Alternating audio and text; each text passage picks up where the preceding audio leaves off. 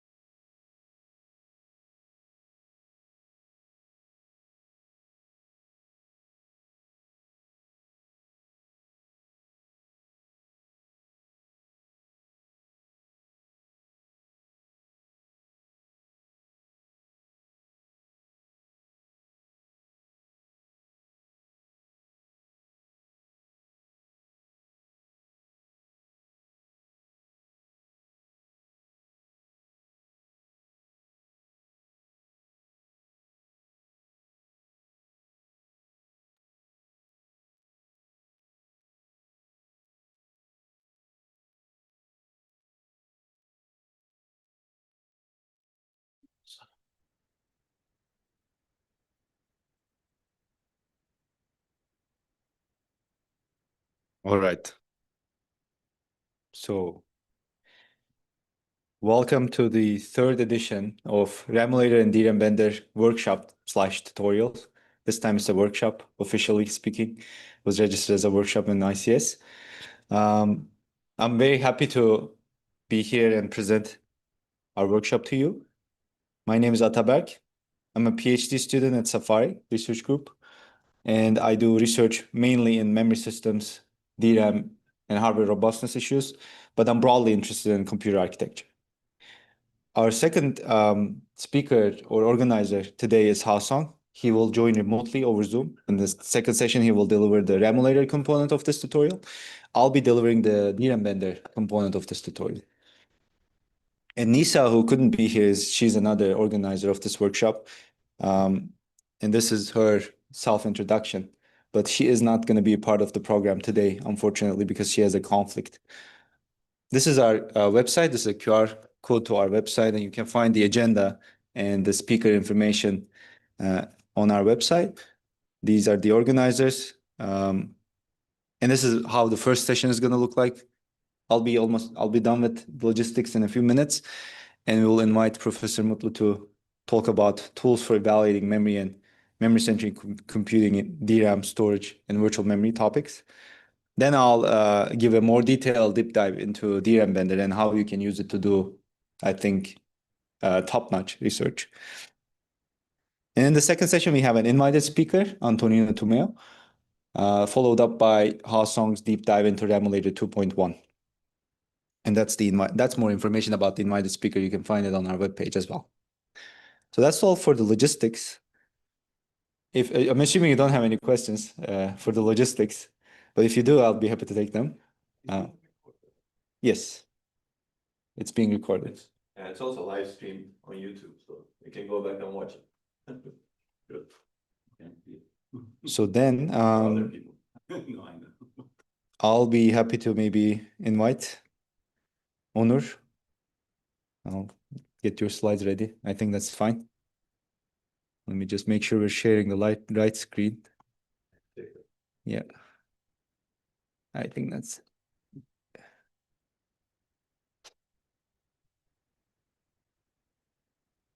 Is this fine for you? Can you come over and see? That's okay. It's okay? Yeah. Do I need this? Okay. Yeah. We'll just put this over here.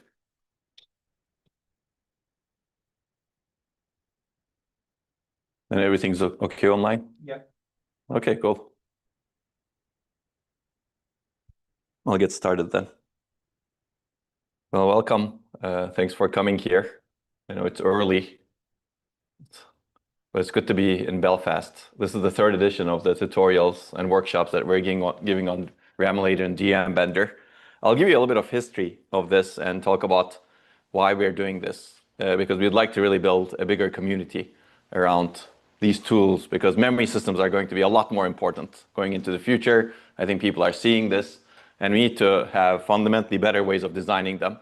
And I think these two infrastructures that we have developed and that we have open sourced have been used by both academics as well as industry.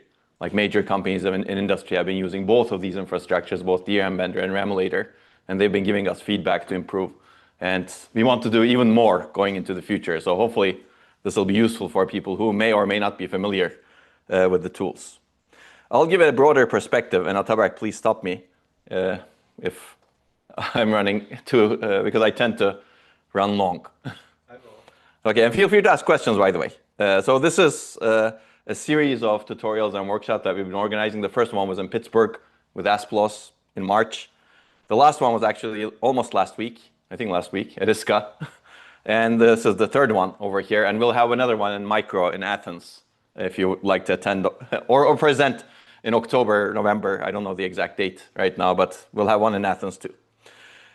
Just to give you an idea, my group does a lot of work on computer architecture, memory systems, and we actually build a lot of tools ourselves because in my view, that's the best way of doing research. You need to really understand what's going on in the tool and build it and work with industry to make it better and better. So we have another tool, which is a way of evaluating virtual memory systems, which is complementary to what we're going to discuss here, both DRAM Bender and Ramulator, because DRAM Bender and Ramulator don't have a virtual memory implementation. And this is another tool that was developed by one of my PhD students who just defended recently, Konstantinos Kanalopoulos.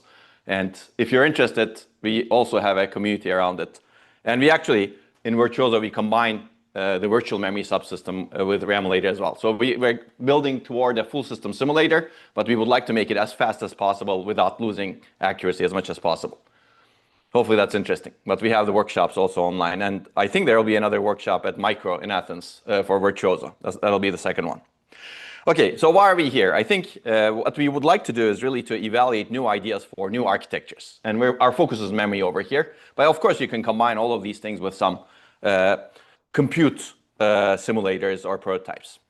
And I give this lecture in my classes because in the end, we want to evaluate some methods. We want to assess how an idea will affect the target metric X, right? And then we have a lot of target metrics today. And as computer architects, we're lucky to have lots of evaluation methods that are available to us. One is theoretical proof, which is very, very difficult in general if you are working with real workloads. So I'm not going to talk about that. Analytical modeling and estimation. I'm not going to talk about this, but this is really important also, especially if you want to make quick progress. And you need to be careful how you do this. We're going to talk a lot about simulation, especially with Ramulator. And this is really the core of computer architecture, because if you really want to evaluate something that doesn't exist 10 years, 20 years, 30 years down the road, it may exist, you have to simulate it. And this is a core technique that's used by many, many fields, not just architecture, clearly. Physics, biology, they do use simulation to really understand the nature, let's say.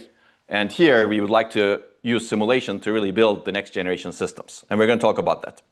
And we also do a lot of prototyping as architects, and especially FPGAs are a very good tool for prototyping systems going into the future. And we're going to talk about DRAM Bender. In fact, that's what I'm going to start with, which is really a prototyping tool that enables characterization, testing of systems, and discovery of new properties of DRAM and maybe other memory architectures.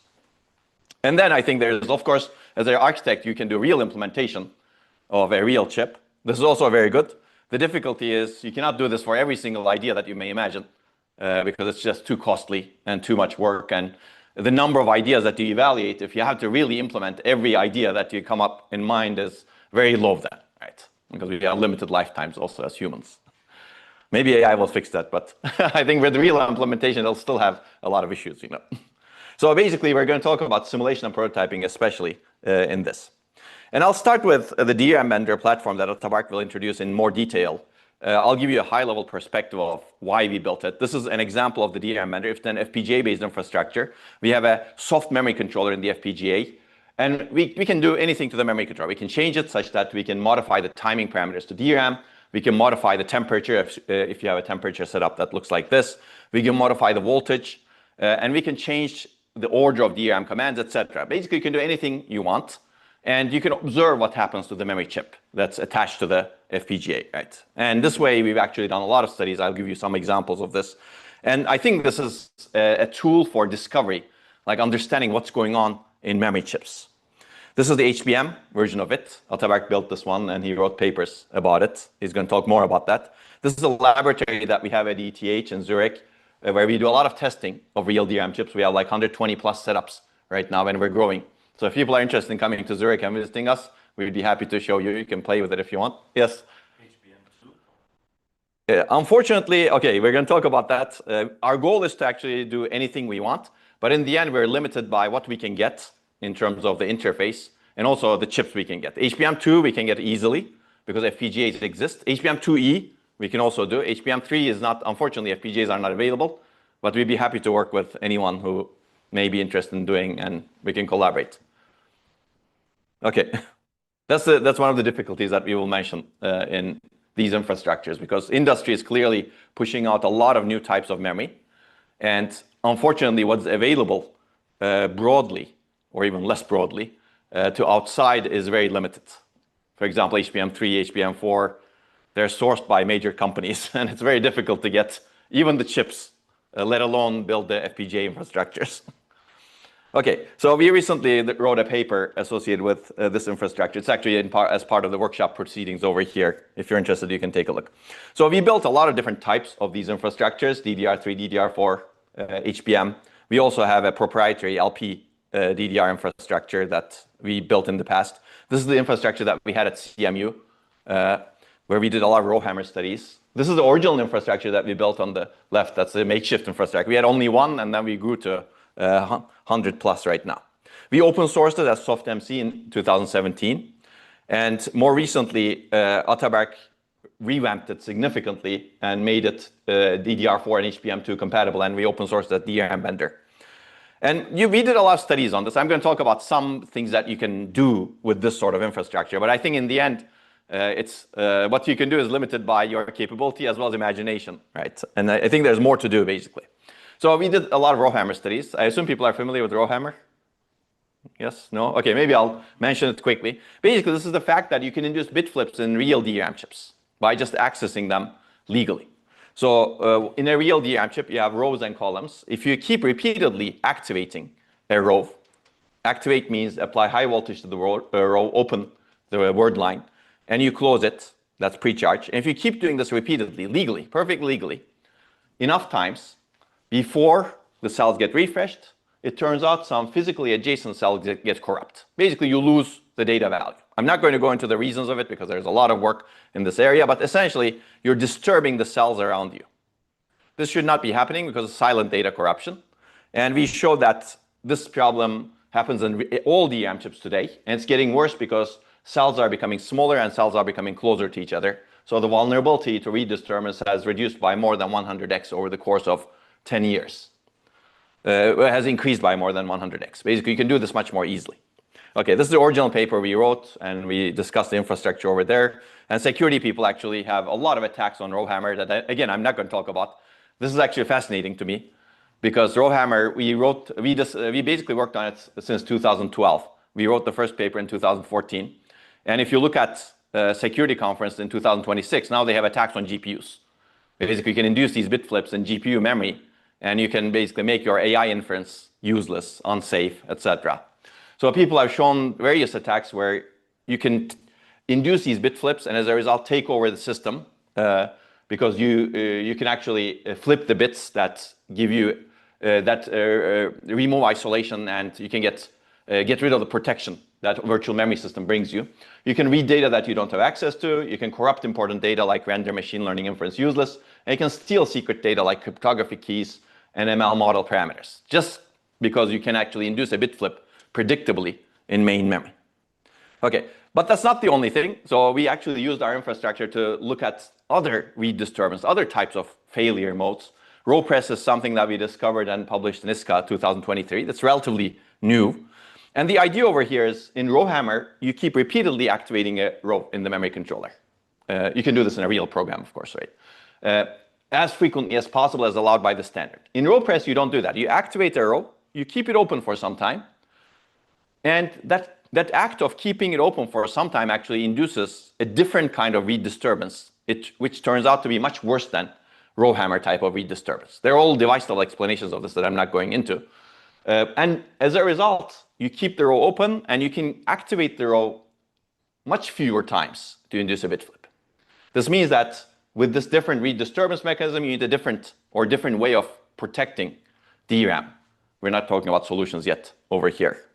So it turns out this is a very different read disturbance mechanism. This is some data that we generated using real DRAM chips. You can see that 3 major manufacturers, Samsung, Hynix, Micron, their chips behave all the same way. As you increase the time that you keep the row open, the vulnerability to read disturbance increases, meaning the number of activations to induce a bit flip reduces by orders of magnitude. I like this graph because this shows this is not a particular technology problem or particular manufacturer problem. All manufacturers are vulnerable to this. It's a fundamental read disturbance phenomena, and that's something that we would like to discover using the sort of infrastructure DRAM Bender that Ataberk is going to describe more. Yes. No problem. Go ahead. Yeah. How would you compare this meltdown and Spectre? Yeah, okay, that's a great question. I mean, from my perspective, these are more memory-centric areas. Meltdown and Spectre got a lot of attention because they're processor-centric, right? I believe row hammer is a real bit flip, meaning if you can induce this bit flip, and it can lead to a lot of problems. Meltdown and Spectre, in my opinion, are much harder to induce because they're side channels. You need to have a lot of stars aligned. I mean, here you have to have a lot of stars aligned, but the number of stars aligned that you need to make Meltdown and Spectre work is much more, right? So that's my hunch. Basically, in my view, this is much worse. But the reason, in my opinion, Meltdown and Spectre get a whole lot of attention is we're living in a processor-centric world, right? Everybody's processor-centric, and if something happens in the processor, that's the king. And as a result, people care a lot more. I mean, people do care about this also, but maybe this should get more attention. Okay, sure. Okay, so how do you solve this problem? So one of the reasons we do these studies is to really understand how we should build memory into the future, right? Not just memory and systems. And I think we've always argued that you should build intelligent memory controllers to fix this problem, because it's very difficult to fix these problems unless you move to some other technology. And we've written papers about it that I'm not going to bore you with. We've written more papers about it. This is a recent paper. If you're interested in reading, these are short papers that are invited to International Memory Workshop, which is a really nice workshop. And this is the one we wrote with Ataberk and Ismail. So industry, the good news is, like if this was a long Rowhammer talk, I'll give you the story in more detail, but we don't have that much time. The good news is industry finally listened. And they actually built chips that have intelligent memory controllers inside them. I'm not saying that this is the best solution that we have, but this is a paper by SK Hynix in 2023, ISSCC, where they introduced per row hammer tracking, which is a predecessor of a JEDEC standard per row activation counting. The idea is next to each DRAM row inside a DRAM chip, they put an activation counter. And this DRAM chip internally does some maintenance where it increments these activation counters when you activate a row.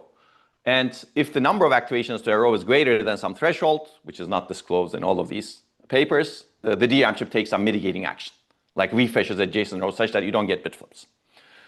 This is very similar to what we have described in the past, etc. The interesting thing is DRAM manufacturers put this inside a DRAM chip. Now, if you think about the DRAM market, it's evolving, and I believe it should change a whole lot going into the future. If you went to a DRAM manufacturer 10 years ago and asked them, put this sort of thing inside your DRAM chip, they would kick you out of the room. But now they're doing it, and they're writing papers about it. So that's good news, I think. And JEDEC is standardized this as per row activation counters. So there's been serious changes in DRAM standards to prevent issues like row hammer. These don't take into account row press exactly yet, but it will, I think. So the question always is, are solutions good? This is a solution to a problem, which is probably not a good solution to the problem it's purporting to solve.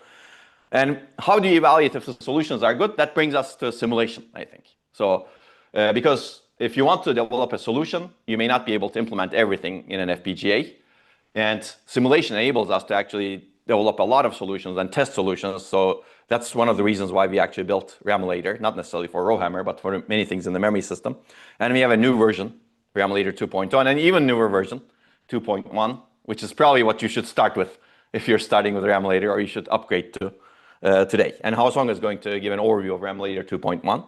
Using Ramulator 2.0, we evaluated industry's recent solutions to Rowhammer. We wrote this DRAMsec paper 2 years ago, and an updated version.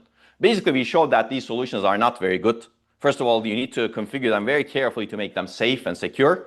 And even if you do that, existing standards lose a lot of performance because they try to actually do these counter updates in the critical path. As a result, you lose memory performance, which is not good. So we have a solution to actually make it better. Other people have also solutions. So with simulators, you can actually do a lot more analyses. Yes? Sorry. No, good. You say safe and secure. Yes. Go kernel level, connected in some way to SCL4 or that type of thing? Or what do you define by safe and secure? Well, in this case, safe and secure means you don't get bit flips. Right? That's our definition for this particular case. Yeah. And if you don't configure your solution well, you may get bit flips. Yeah. Okay. So the question always is, can we do better? And again, with simulation, you can examine more like radical type of ideas where you change the DRAM interface and try to do something different. I'm not going to talk about this, but there's another paper that we published at a micro using Ramulator. And the idea is to enable the DRAM chip to do something on its own. So today, if you want DRAM to be refreshed, for example, the memory controller, which is on the processor chip, CPU, GPU, FPGA, whatever, it needs to send the refresh commands every time. DRAM cannot even do refresh by itself. The idea over here was to actually change the interface slightly, not a whole lot, such that we enable the DRAM chip to do something on its own. And the way to do that is the DRAM chip to be able to say no to the memory controller. Memory controller sends some request. DRAM chip says, sorry, I'm busy. I'm doing something that's as important as you. So this is, I think, a move from a more processor-centric interface to a more memory-centric interface, which is a step in the right direction. And we showed that you can actually do a lot of interesting things, optimizations in DRAM. And this can enable DRAM manufacturers or people who design DRAM to make progress independently of processor manufacturers, which is a big problem we have in systems today. We're very processor-centric. As a result, without changing the memory controller or the interface, we cannot change DRAM, unfortunately. Okay, we want to change that also. Okay, that's self-managing DRAM. And if you want more of these, I have a keynote talk that's online that talks about a lot of interesting things in memory, and including memory-centric computing. So I think there's more to come. Interestingly, there's a whole lot we do not know about DRAM today. And with this infrastructure, we're discovering more aging issues, for example. We want to build things that can last for a long time. If you go to space, for example, you may not be able to in a situation that you change things. As a result, you need to worry about aging. How do you take that into account? How do you understand how bad is the problem, right? Radiation, aging, etc. These are very interesting things. Spatial variation. This is another paper where Ataberk discovered this variable read disturbance phenomenon. And the issue is that when you test the DRAM chip for its vulnerability to read disturbance, today you may get a number. You need to do n number of activations to induce a bit flip. If you test it tomorrow, that n halves, meaning there's some variability in the number of activations you need to do to induce a bit flip. And this is actually random and unpredictable. This means that it's very difficult to have a static number. So you need to determine the number dynamically. And as a result, you need more intelligent controllers to actually fix the problem. Okay, so there are more. This is a recent work at Micro last year where we discovered that there's another effect, column disturb, in real DRAM systems. And the idea is when you do row hammer, you actually affect immediately adjacent rows. But when you do column disturb, you actually affect many, many columns that are connected to the cells that you're activating. Meaning that a single row activation can flip bit across thousands of DRAM rows, multiple DRAM subarrays. I don't have a picture of this, but this is much worse than row hammer in a sense, because it affects lots of thousands of rows. It's not as bad as row hammer today, but it's a scaling problem. It's getting worse as DRAM cells become smaller and closer to each other. And the solutions to this need to be completely different from row hammer. That's, I think, one of the most important takeaways. As we discover these new things, solutions need to be different from what we know before. The question is, you don't know what you don't know, right? In the field, you may discover something, and the chips are already vulnerable. And if your solution cannot be adapted in the field, then you're vulnerable in the field. That's why we argue for intelligent memory controls that you can patch in the field, just like you can patch software going into the future. Okay, there's more that I will not talk about, but basically we keep discovering these new things. There were actually 2 papers that we wrote at ISCA last week, where we showed that there are interesting noise effects in DRAM that affect, if you do in-memory computation, these affect the correctness and accuracy of your results. So you need to be very careful how you do in-memory computation. And this other work shows that you need to be even more careful when you actually test memory. Like if you write to a row in DRAM, it has some effect on read disturbance. It has some effect on retention. It has some effect on processing using memory. It's not just that write that you did. The previous write that you did actually has that effect. So there's some memory effect called déjà vu. That's why we call this déjà vu. So you need to really understand what's going on in DRAM to really understand the vulnerability of DRAM to different things. This is probably one of the most fascinating results that I've seen in memory. I wasn't expecting this at all. Okay, so you may also say there are emerging technologies that are interesting. We do work in that area. It's very tough to build prototypes like what we built with DRAM, but we do a lot of simulation for emerging memory technologies, and I think people should be doing more work in this area. The downside is I think all memory needs to have some sort of intelligent controllers, because if you look at phase change memory, for example, where we did a lot of work on, immediately you have a problem, which is the wear-out problem.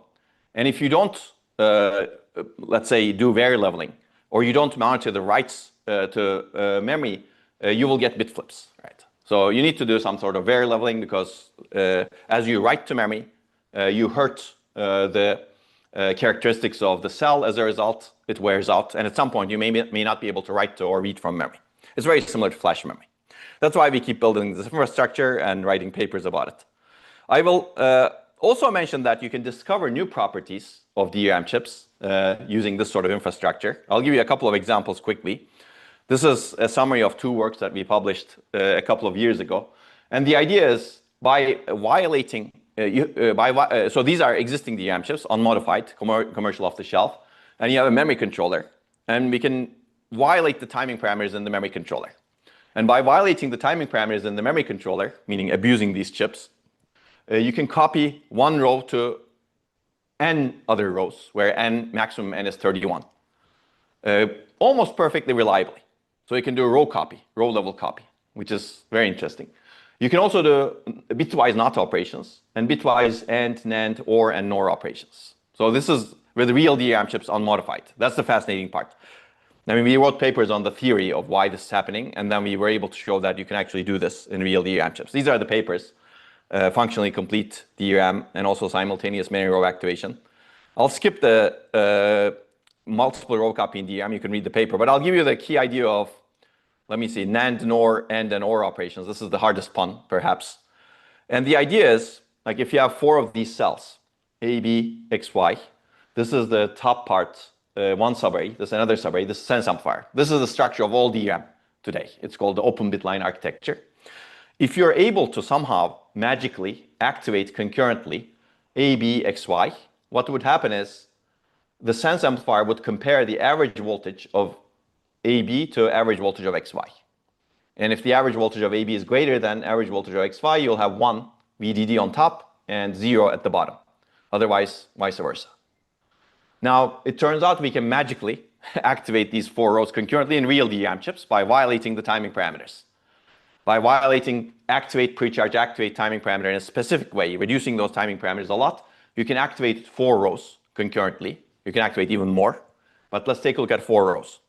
Now, if you do this in real DRAM chips like this, and if you have carefully put some sort of data in the reference subarray, you can compute a function on the cells at the compute subarray. So the function you will compute on X and Y, this depends on what you have initialized reference subarray to. So for example, in DRAM today, you can easily initialize a cell to VDD, value 1. It turns out you can also easily initialize a cell to VDD over 2, half. Now the average voltage over here is 3 VDD over 4. For the average voltage at the bottom to be greater than 3 VDD over 4, both X and Y should be 1, meaning VDD.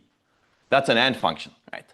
Basically, if X and Y are both 1, you'll get an AND computation over here and an AND over here, which is the inverted version. And you can easily figure out how to get OR and NOR.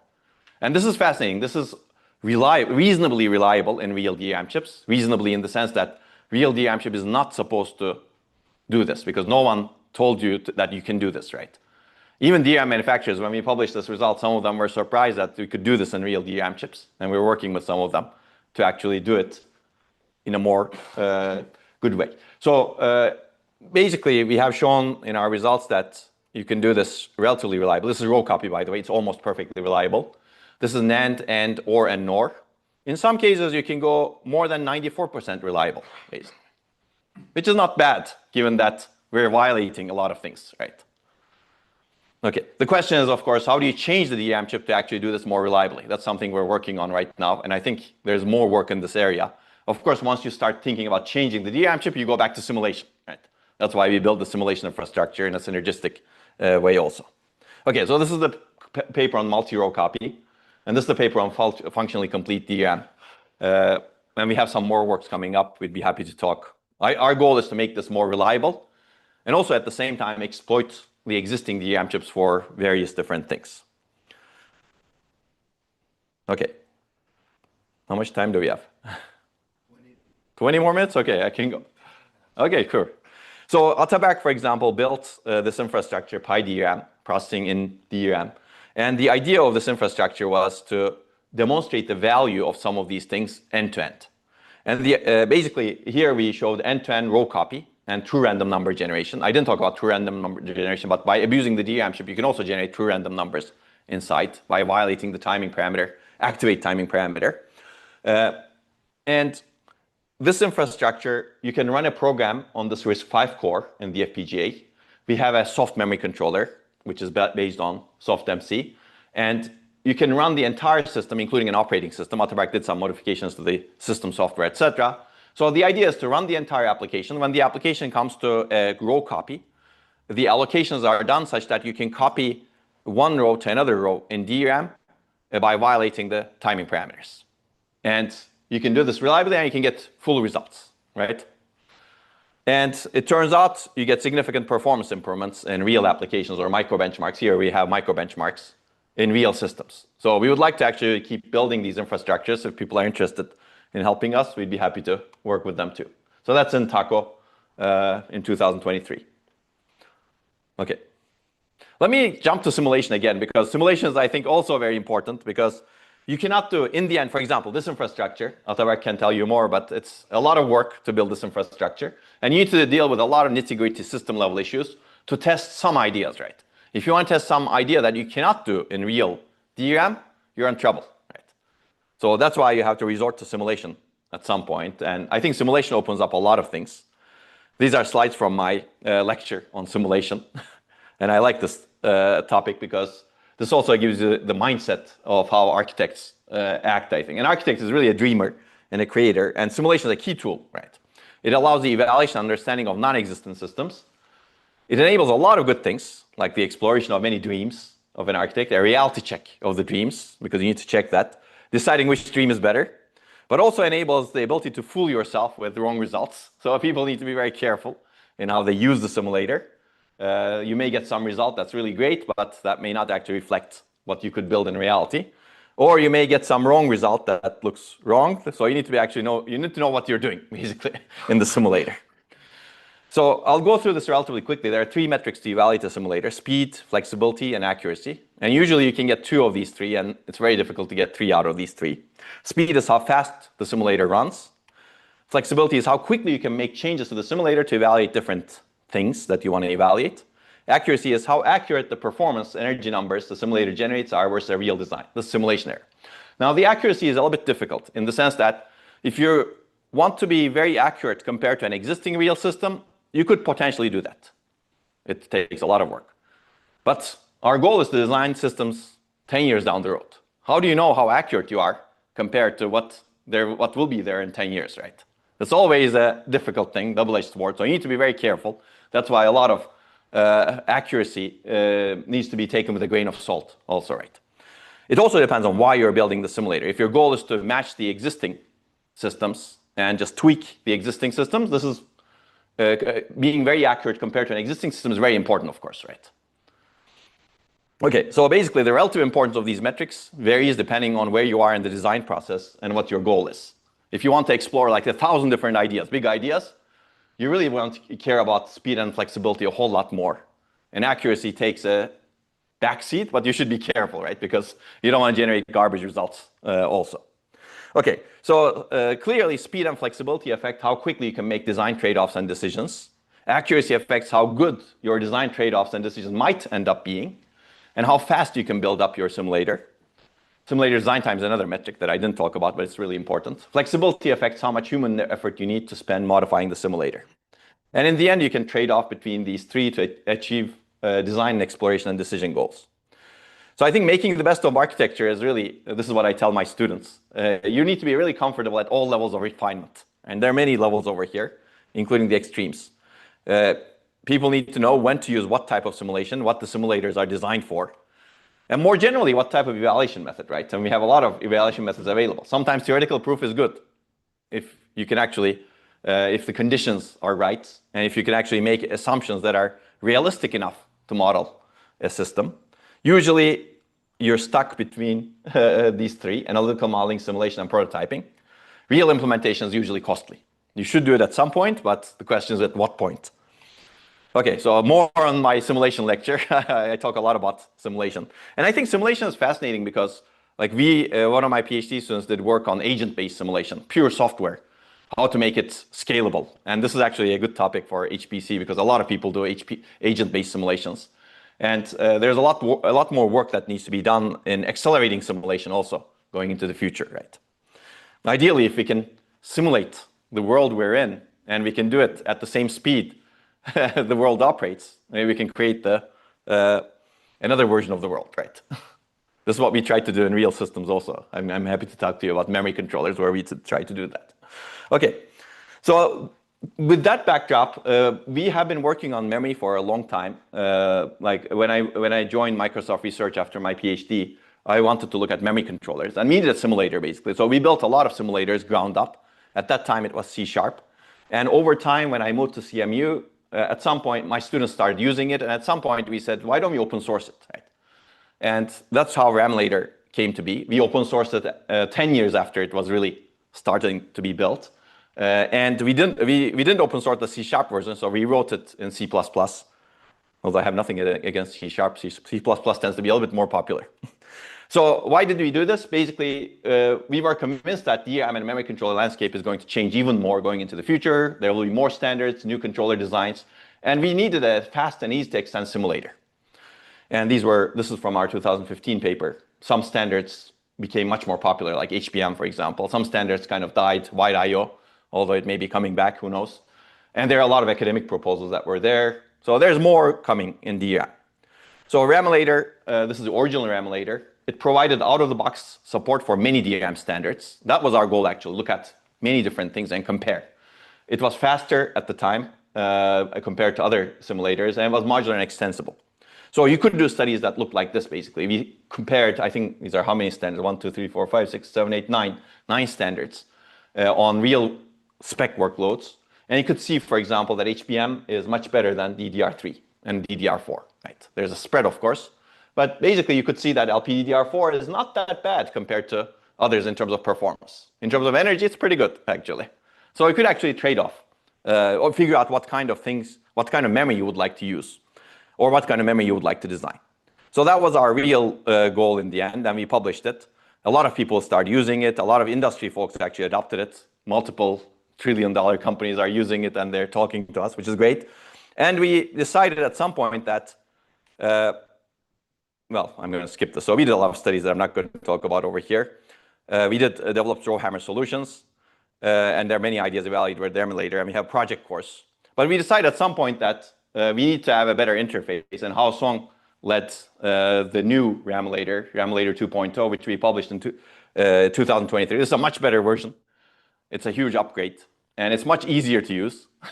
And you can actually implement a lot of things much more modularly. So we'll talk about that. I'm going to skip these slides because Haocong will cover some of these. And maybe more importantly, he will cover Ramulator 2.1, because this is actually an even better version of Ramulator, which is a lot easier to use. A lot of people are actually upgrading to this one. And if people are working in this area, we'd be happy to help work with you. And we'd be happy to get contributions to the Ramulator 2.1 source base such that this can grow in a bigger way also. Okay, there's more to come over here. I'm going to skip a lot of these because I'm running out of time probably, but this is just to mention that there's a lot of work on Ramulator as well as DRAM Bender in many conferences. These are some of the interesting ones, like rowhammer on GPUs. These folks used real bit flips over there. And we had just recently the DRAM security workshop where there were, I think, 8 papers or so. And a lot of them used both DRAM Bender and Ramulator to actually uncover new things in DRAM. And ISCA actually had several papers. I think some of them are ours, but a bunch of these use Ramulator to evaluate rowhammer solutions. I will mention one work from Microsoft over there. This is in the industry session. Microsoft folks, similar to SK Hynix, who talked about their solutions to rowhammer, Microsoft built an SoC level solution to rowhammer, a memory controller essentially. And they talked about their hybrid solution of how to solve rowhammer because they don't trust what's going on in the DRAM side. They had to build their own solutions. And it's a very interesting paper that they presented in the industry session at ISCA. If you're interested, you can take a look.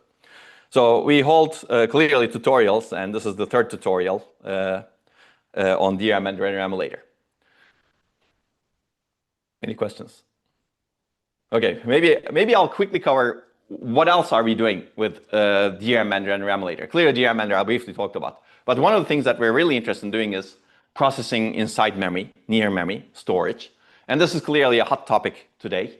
If you can offload some functions to the memory side, memory can do it with very parallel and with little data movement.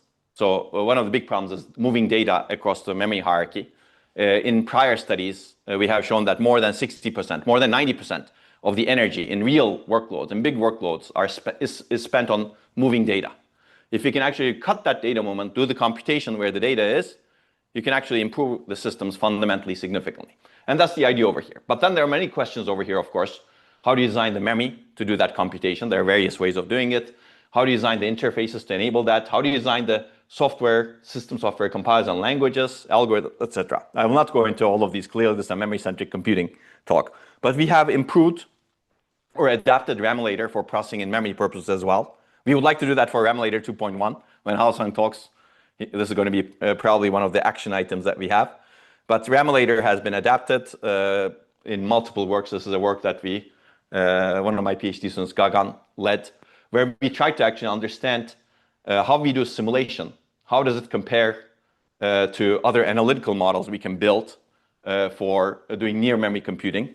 And can we actually use learning techniques to do this design space exploration much better for near memory computing? I like this paper because it looks at simulation, how do you combine it with learning and analytical modeling to make better design decisions to really understand the effect of near memory computing on application performance. And that's one example of Ramulator. And we also have a memory-centric computing systems workshop. If you're interested, you can go up, get warm a little bit. It's in the minor room that Ismail is leading. So we talk a lot about these memory-centric computing issues over there. I will mention some other useful simulators and then I will stop. As I mentioned, Virtuoso is something that we're actively developing. Konstantinos is holding workshops and we actually have a lot of community building on it. And there are clearly many other simulators for many other purposes that I'm not going to talk about now. Damu is something we released. This is actually Ramulator plus PIM, ZSIM. And our idea was to really understand the data moment bottlenecks in real workloads. You can use this. This is a bit out of date right now because it doesn't use Ramulator 2.0 and it has become a little bit harder to modify because we haven't used it for many things. But if you're interested, this is another thing that people can build on. It's also open source. And we also have a processing in memory course where we discuss a lot of these simulation issues as well as many other forward-looking issues. We have built SSD simulators. We're not going to talk about right now, but MQSim is our SSD simulator that is also being used very heavily by industry and academia. It was published in FAST in 2018. It can model modern SSD devices to some level of detail.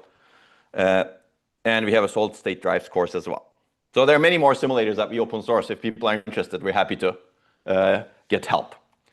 Let me talk a little bit about Virtuoso and then I will conclude. This is the work that I mentioned on virtual memory simulation. We published in ASPLOS last year in 2025.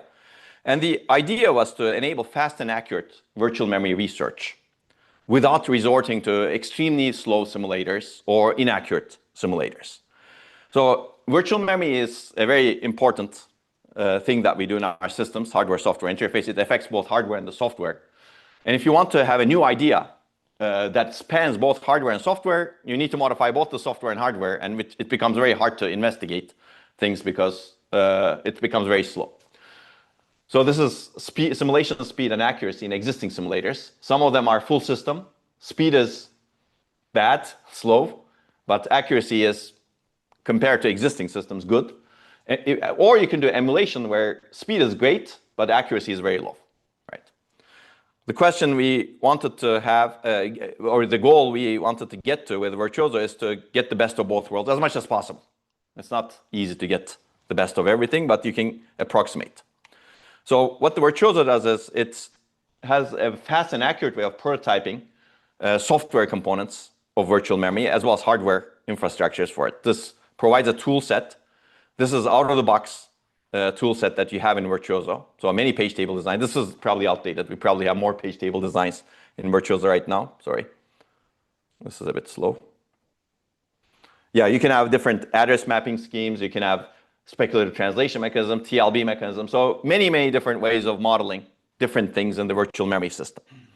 And the good news is this is already integrated with different simulators. So Sniper and ChampSim are the two major processor simulators that we integrated Virtuoso with. Gem5, of course, also. That's also important. And it's also integrated with Ramulator and MQSim. So it has actually a full stack approach. It's not full system, clearly. It's not modeling everything in the system, but you can actually mix and match what you model with Virtuoso. So our goal is to actually expand this such that we can have a fuller system, including processor, virtual memory, main memory, and storage, such that you can actually model everything relatively fast. It's not an easy task. Okay, there's more detail in the Virtuoso paper. And if you're interested, again, I will invite you to attend the Virtuoso workshop or tutorial that we will have in Athens at Micro. I think I'll stop here. There's a lot more I can say, but I will leave the floor to Ataberk so that he can go do a deep dive on DRAM Bender. You can ask him the tough questions. And in the afternoon, we will do a deep dive on Ramulator and discuss Ramulator 2.1. But I'm hoping that these series of workshops will enable us to do something even bigger in this space, because I think this space is finally getting the attention it deserves. There should be more attention. Like if you have checked the memory prices recently, they're a bit higher than the past. And I think as a consumer, this is not great, but as a scientist, I believe this is a good thing, in the sense that memory has been put into a space where it's kind of been hammered with low prices. As a result, innovation has slowed down. If you go to DRAM manufacturers, they will tell you, oh, they cannot do this. They cannot do anything, basically, because they cannot make money. I think now they're making money, and they should figure out the different ways of making money so that we can actually innovate in this critical space as opposed to getting shackled with a processor-centric system, right? That's interesting. Yeah, go ahead. Yeah. I've been doing the lab with Samsung update. Everything that they say is that we have a money-making machine in front of us. Why would we bother in processing near memory today or the day after tomorrow? And that's a very, it's the reality of today with any other things. Hyperscalers are dictating how innovation, technology, research, everything works. Is that good or bad? Yeah. It is. It just simply is. Yeah, it is. But it can be changed, and there could be much more efficient systems built, right? I think that's what we should explore as researchers, at least. Yes. Yeah. And for hopefully the good of the world, because yeah. Anyway, I'm done. I have go ahead.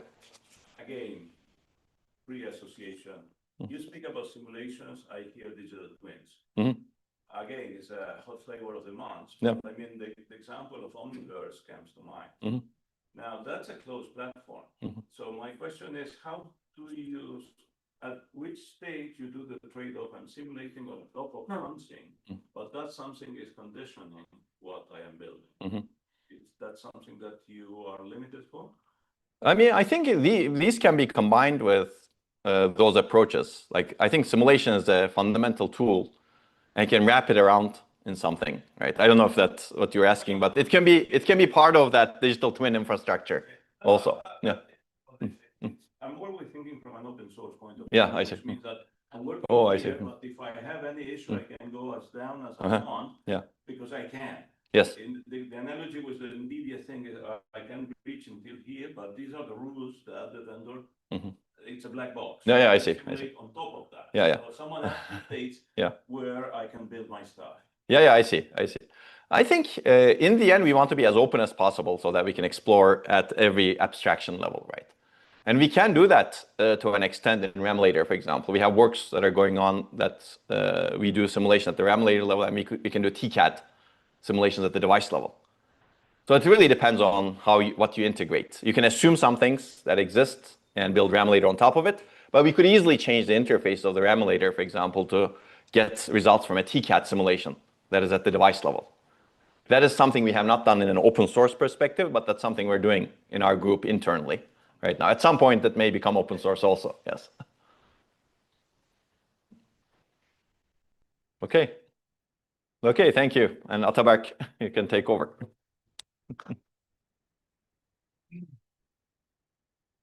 I need one thing from you. Oh, yes. Yeah, you can take it. I will not walk around that. It has happened in the past, not by the owner didn't do it, but someone else did that. The old microphone that need to plug and plug. It's quite obvious. Yeah, that's true. Okay, share my screen. think this is the right one. Irini can check and let me know if you see something different.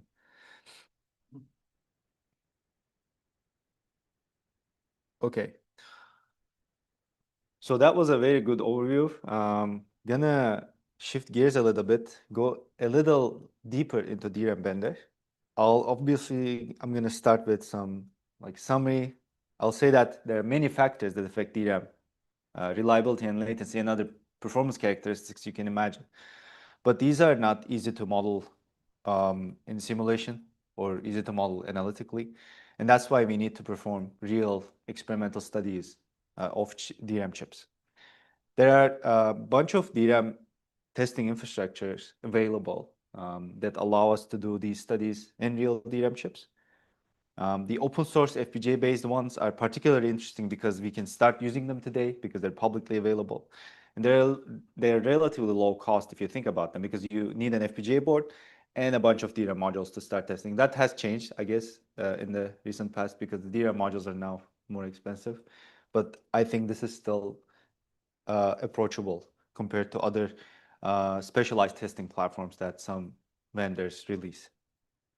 These are the two infrastructures that was available when we developed DRAM Bender. And we looked at how they performed in various different characteristics, and we identified a bunch of limitations. And these limitations basically, in summary, prevent you from running all types of experiments you would like to run to identify all these issues that Onur described earlier. And we designed DRAM Bender with 3 goals to overcome the limitations of those prior approaches. Those are flexibility, ease of use, and extensibility, and I'll talk more about these in detail. But maybe I'll talk about flexibility. That's the ability to test any DRAM operation with any combination of DRAM timing parameters in between every DRAM command that you issue to your DRAM chip is supported by DRAM Bender. So any type of command sequence that you'd like to issue, you can do it with DRAM Bender. It is public. It's the first publicly available FPGA-based DDR4, DDR3, and HBM2 characterization infrastructure. We're trying to add HBM2E into this as well, as you've heard from Onur. It's not quite there yet, but it's coming soon. It's easily programmable using a C++ and a Python API. When you download the GitHub repository, and I'll have links to it, it comes out of the box with support for 6 different FPGA boards that you see here. And we are about to release support for the Alveo U55C board. And this will enable new types of experiments, like how much power a DRAM command sequence consumes. We also have a similar setup for DDR4 coming soon. We made this custom riser board that you place between your FPGA, basically DDR4 module slot and your DDR4 module. And this allows you to do power measurement studies and also do overvolting, undervolting types of studies. And this is a picture from our lab, and you've seen it earlier.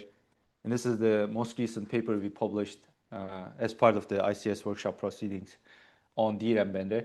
And I'd like to refer you to this one if you're interested in DRAM Bender. This is the one thing that you should read. Yeah. And a link to it on, you can find that below.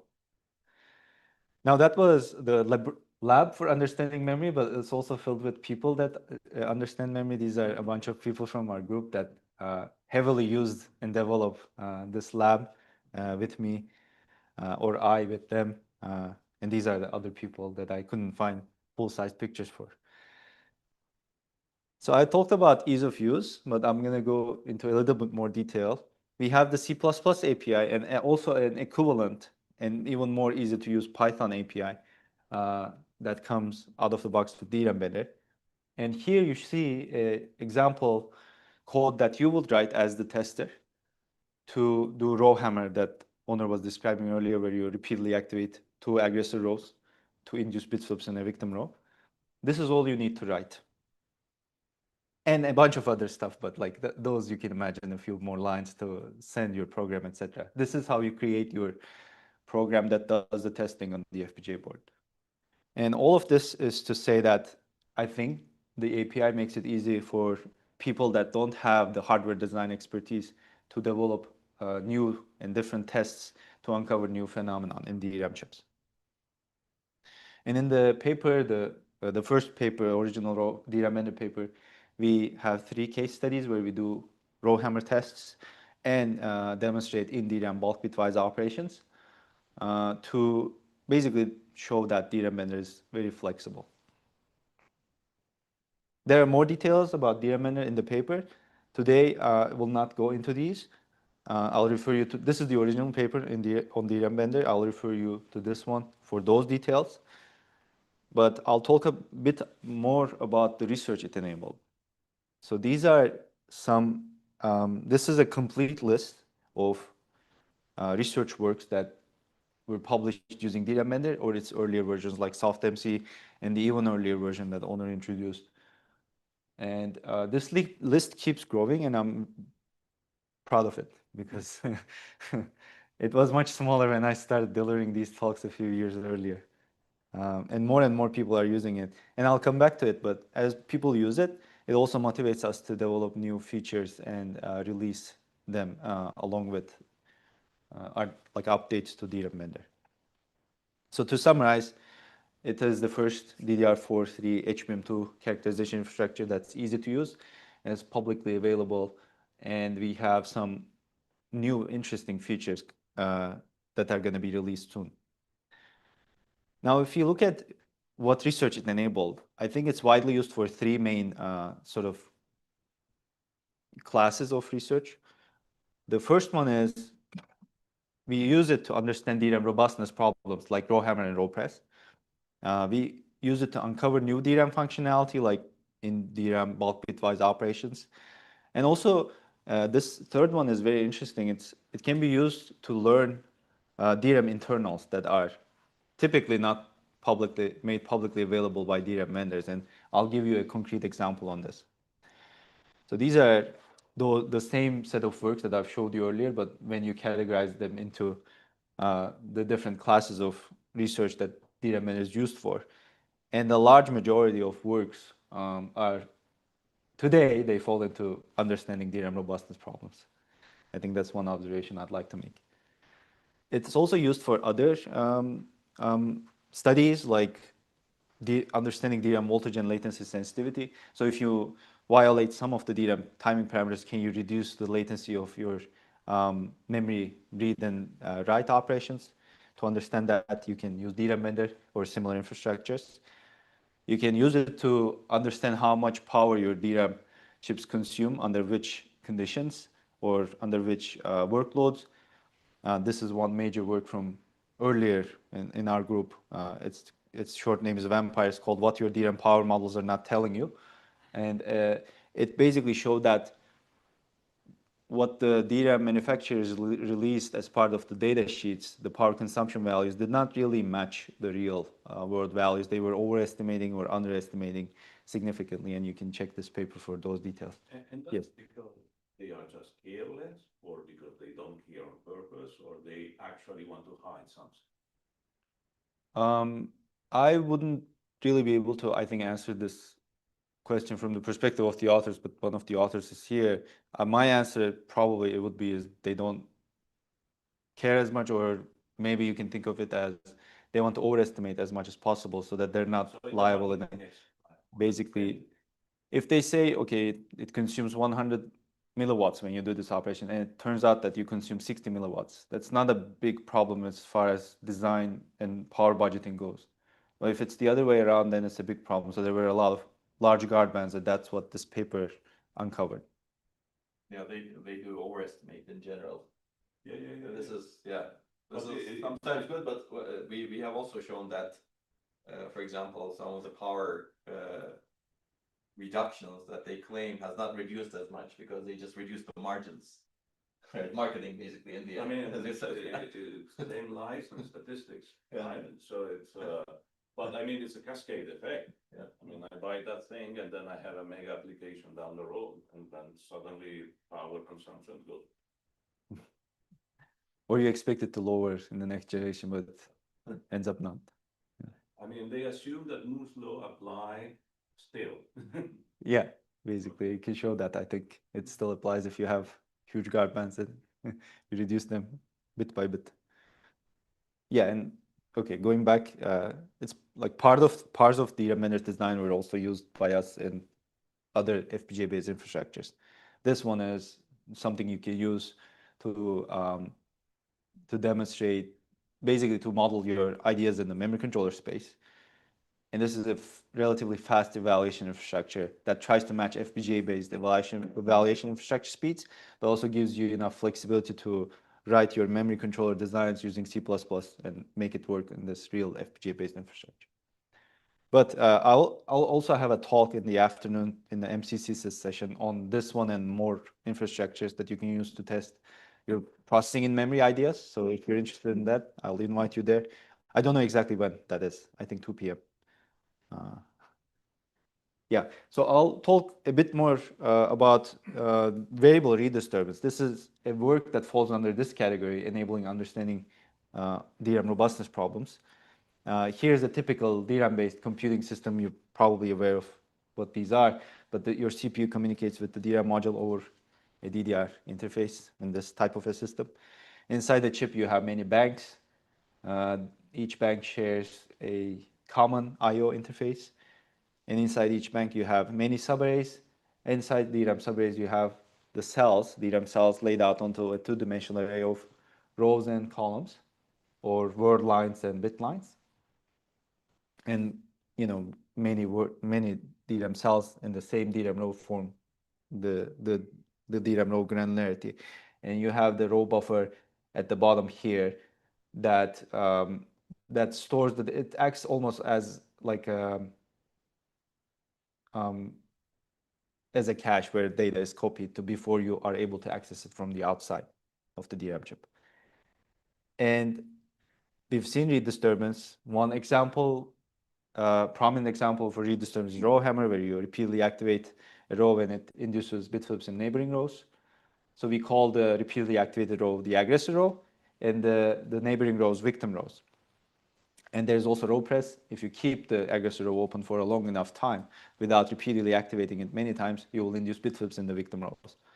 Now I'll introduce DRAM, how DRAM cells store data and how they leak this data, how this data disappears over time, to understand the read disturbance issue a little bit better.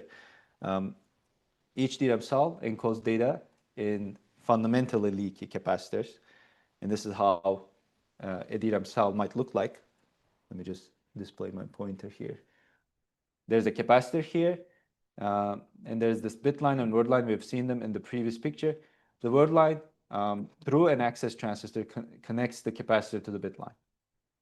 Now, these are the charge leakage paths, and there are many more that I don't highlight here, that the charge in the DRAM capacitor can escape the capacitor from. And if too much charge leaks, the data in the cell will become corrupted. Now, that is to say, basically, if the capacitor voltage degrades too much. And this is the capacitor voltage on the y-axis, over time on the x-axis. If you look at how capacitor voltage changes over time, it's an exponential decay. And if there is the minimum voltage threshold, which we indicate as Vmin here, under which we can no longer guarantee that this cell will retain the data correctly. So to keep this value or voltage above this Vmin level, we have to periodically refresh these cells. That is basically reading this cell and then writing it back. Those are the refresh operations, and they're separated in time by what we call a refresh window. Now, if you look at this same plot in the context of a row hammer attack, so a neighboring row is being repeatedly activated, that will accelerate charge leakage to a point of failure. So the subsequent refresh commands, such as this one here, will quote unquote see the incorrect value of the cell and store that back to the cell. From this point on, we've lost the data. In fact, it's worse than losing the data. It's a bit flip. Now, there are many different ideas and techniques to solve read disturbance bit flips, and they each come with a different reliability, performance, energy, and area trade-off. But they all have a common pattern, operation pattern. That is to preventively refresh a victim row before a bit flip can manifest in that row. So if you look at this picture here, that will be almost as if we determined, okay, maybe I will animate this. So if you can determine that this cell has not leaked its charge below Vmin, maybe around here, then you can refresh that, bring its state up to 100% again. That's the core idea of preventive refresh. You use the word maybe many times. Can you avoid using it? Maybe I can. Okay. I can try to, for sure. Yeah. So that was one thing. That's the preventive refresh operation. But for that, we must accurately quantify the amount of free disturbance that a DRAM row can can withstand before a bit flip manifests in that row. And that was that point in time that I was trying to show in the earlier picture. And that is the redisturbance threshold. So we identify the amount of, or the quantity of disturbance that a row can withstand as the redisturbance threshold value. It's the number of activations to the aggressor DRAM row. Now I'll show you why it's very important to identify this value correctly. So on the x-axis, you see the RDT configured for your mitigation technique, the redisturbance threshold, and the performance and energy overheads induced by that mitigation technique. You would expect to see a curve like this because as your mitigation technique becomes more aggressive, here towards the left, you're executing or you're issuing more preventive refresh operations every aggressor row activation. If you're going towards there, then you're issuing fewer preventive refresh operations. Let's assume that your DRAM chip has this redisturbance threshold value. That's your ground truth per se. If you overestimate the redisturbance threshold, if you set your defenses to issue DRAM preventive refresh operations every 10,000 activations, you will have low overhead, that's good, but this will be insecure. You will have bit flips because you won't be able to mitigate them. And if you set it to a very low threshold, now that's good because you're secure, but it's also very bad because you will induce very high overheads. So it's very important that we accurately identify what the actual threshold is. But prior works assume that we can identify this value. And our goal in this work was to answer two questions. That's the first one is, does the redisturbance threshold change over time? Can we actually accurately quantify that value? And if it does, how reliably and efficiently can we measure the RDT value? And we use DRAM Bender for this, both DDR4 and HBM2 infrastructures. We tested many DRAM chips from all three major manufacturers, spanning many different die densities and chip organizations. The key takeaway from this study is that the redisturbance threshold of a row changes randomly and unpredictably over time. And that makes accurate identification of the redisturbance threshold very challenging. And here's how it looks like if you look at the data. This is on the y-axis, we show the threshold values and different measurement and subsequent measurement numbers on the x-axis. So each measurement corresponds to us finding the RDT value for a DRAM aggressor row. So it starts with this around roughly 37,000 hammers. And then this is what it looks like if you do 5 measurements. This is what it looks like if you do 1,000 subsequent measurements. And here I'm going to collect them into like a box. This point indicates the maximum across 1,000, minimum across 1,000, and the average across 1,000 measurements. This is what it looks like for across 100,000 measurements for one of the DRAM rows that we've tested. And the minimum, we've identified the value at 16,000 something measurement. All this to say that this phenomenon exists. Redisturbance threshold varies randomly over time. And it varies across, well, the variation exists across all the chips we've tested. I'm showing you only data from one of the rows in each chip. But this, again, as I just said, I'm showing you one row here because it takes a very long time to test for this. This is data from, I think, 2 weeks of testing. So you can imagine how long it took to do this study. Or you can imagine how long it would take you to find the absolute minimum value if you wanted to do it yourself using your chips. We also have some more analysis in the paper that demonstrates this phenomenon is unpredictable. I'll refer you to the paper for that because I'm running out of time. And we've done a much more deeper analysis of VRD. We looked at how it changes across temperature, aggressor row 1 times to study row press. And we tested many different rows, but fewer measurements, because otherwise it would take us ages to do this study. And we've tested with different data patterns. The key takeaways from that in-depth analysis are here. We didn't find any DRAM row that doesn't exhibit this phenomenon, which is something you would expect anyways. And we find that you cannot rely on a relatively few number of measurements to predict or find the absolute minimum across 1,000 measurements. And we see that data patterns, temperature, and aggressor row 1 time, those are the knobs we can tune in our tests, all affect the distributions you see of redisturbed threshold values across time. So you have to be careful about these parameters as well. Now, this phenomenon has implications for the security guarantees or performance overheads of your mitigation techniques, and we investigate these in the paper.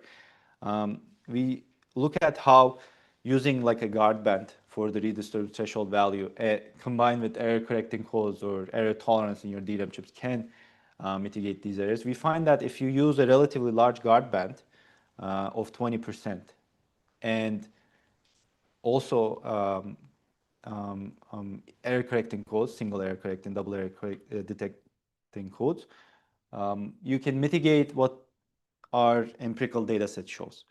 But again, you have to think about what you would expect to see if you were to do billions of more measurements and expand on our study in that dimension. All I'm trying to say is that it might get worse. But it will not get better, right? Like we did an empirical study given limited time, and we've observed these variations, and we have a minimum value, but that minimum can go even worse if you do more testing. So yeah, that's VRD. I also have a follow-up. I have a follow-up work on VRD that's not published yet. It's a preprint of this is available on this on arXiv. It's called Discord. Given that VRD exists, this paper tries to answer how you can basically find your redistributed threshold value, what sort of testing you should do, because there are no guidelines available online and no manufacturer will release their threshold values to you. So you have to find it yourself if you want to mitigate redisturbed bit flips. There are more works in this area, in this class of work that try to understand robustness problems. Row press is one of them. I am skipping that because I don't have time. And column disturb, we also mentioned that. Maybe I'll show you the picture because Onur didn't. For column disturb, you're looking at something like this where you're hammering an aggressor row, and each hammer or each activation of that aggressor row will perturb the voltage value or perturb the bit lines that is connected to all of the cells in that subarray that you see here. And also, because of the open bit line architecture, each sense amplifier will connect its two terminals in different subarrays together. So if you activate this or column disturb this row, that disturbance will propagate to the other neighboring subarrays through the sense amplifier because of the open bit line architecture. And that's why column disturb has a much larger blast radius of, in this example, let's say 3,000 DRAM rows than row hammer, where you would expect to see a blast radius of just the neighboring row. So that was the picture. You can use DRAM Bender for other types of studies. I'll talk about one more type of study that's to uncover new DRAM functionality. I'll highlight clock RNG here. This is a high throughput true random number generator that uses quadruple row activation in real DRAM chips. This is a different picture of a DRAM cell. We've seen this earlier. I need to show you this to explain clock RNG a little bit better. So this is a sequence of actions you take to access a DRAM cell. The first thing is you enable the word line that drives the word line with a high voltage, which connects the capacitor to the bit line. When it's connected to the bit line, the capacitor will share its charge with the bit line. That will cause the cell to lose charge, but also deviate the bit line towards VDD in this case. And then you enable the sense amplifier, which will cause the sense amplifier to basically sense the bit line voltage and amplify in the correct direction. Now, this operation, when it's complete, it also restores the charge back to the capacitor. This is also how a refresh operation looks like. So you read the cell and write it back. Now, if you look at DRAM cells, if you collect them in the granularity of a cache line, because this is what our systems, the granularity of access from the perspective of your processor-based system, let's say, that's typically 512 cells or so, 512 bits. We're looking at a single subarray, and I'll show you how we access DRAM cells in the granularity of a cache line here. First, we activate the row, and that will quote-unquote copy the row's data to the sense amplifiers or the row buffer. It's the same thing. And now that the data is in the sense amplifiers, we can send read commands to read data out in cache line granularity. If we want to access a different row, we have to first pre-charge the open DRAM row or the open bank, and then we can activate another bank, another row, and then repeat the same operations, send the read commands and read data back. Now, while we're doing these things, sending these commands, we have to obey some timing parameters if we want DRAM to operate the way we expect it to. So here is one critical timing parameter, that's TRAS, also called the activation latency. That's the time between the activate command and the subsequent pre-charge command. We also have TRP, that's the delay between the pre-charge command and the next activate command. Now we observe that if you send an activate pre-charge activate command sequence with greatly violated timing parameters, so instead of the default 35 nanoseconds for TRAS and the default 14 nanoseconds for TRP, you use something less than 3 nanoseconds, this will cause you to activate 4 DRAM rows in quick succession. So you're sending 2 activate commands, but you're activating 4 rows. We have in the paper a hypothetical circuit design that explains why clock operations or activate, pre-charge, activate sequences enable 4 rows at the same time, but I'll refer you to the paper for that. I'll skip these details in the interest of time. Now, what you can do with this is you can generate true random numbers, and true random numbers are useful for many applications, such as cryptography, weather modeling, or scientific simulations in general, and also machine learning.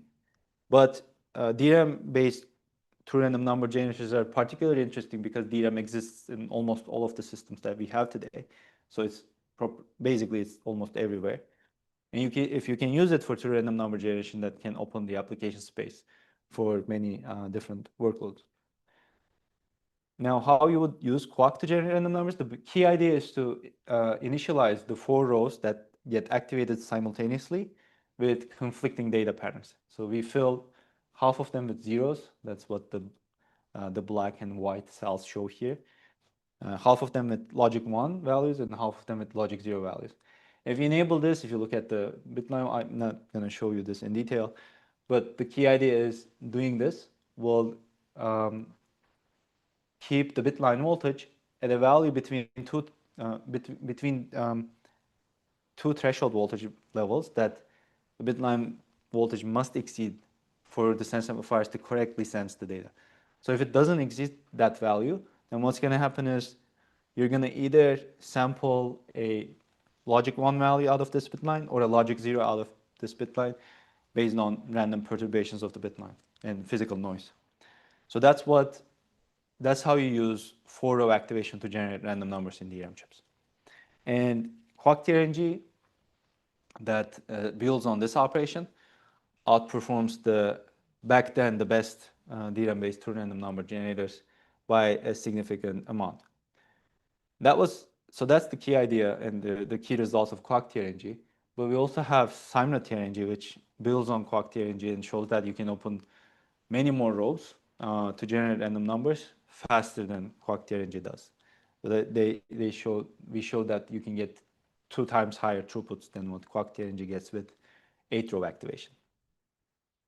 The trade-off is basically it takes you a bit longer to fill up the values or initialize more rows, but you get more randomness, quote unquote, out of doing 8-row activation than compared to 4-row activation. So that's Simra TRNG. You can also use it to, you can use Simra operations and Quark operations to generate physical uncountable functions that can be useful for identifying your DRAM modules, for example, or systems attached to your DRAM modules. And in functionally complete DRAM, we showed that you can do many things in real DRAM chips, including NOT, bitwise AND, NAND, OR, and NOR operations, and copying data from one row to 32 other rows. But I'm not going to go into the details of these operations because we've seen that earlier in this workshop. I'll briefly discuss the other class of research that DRAM enables. It enables learning DRAM internals. This is very interesting.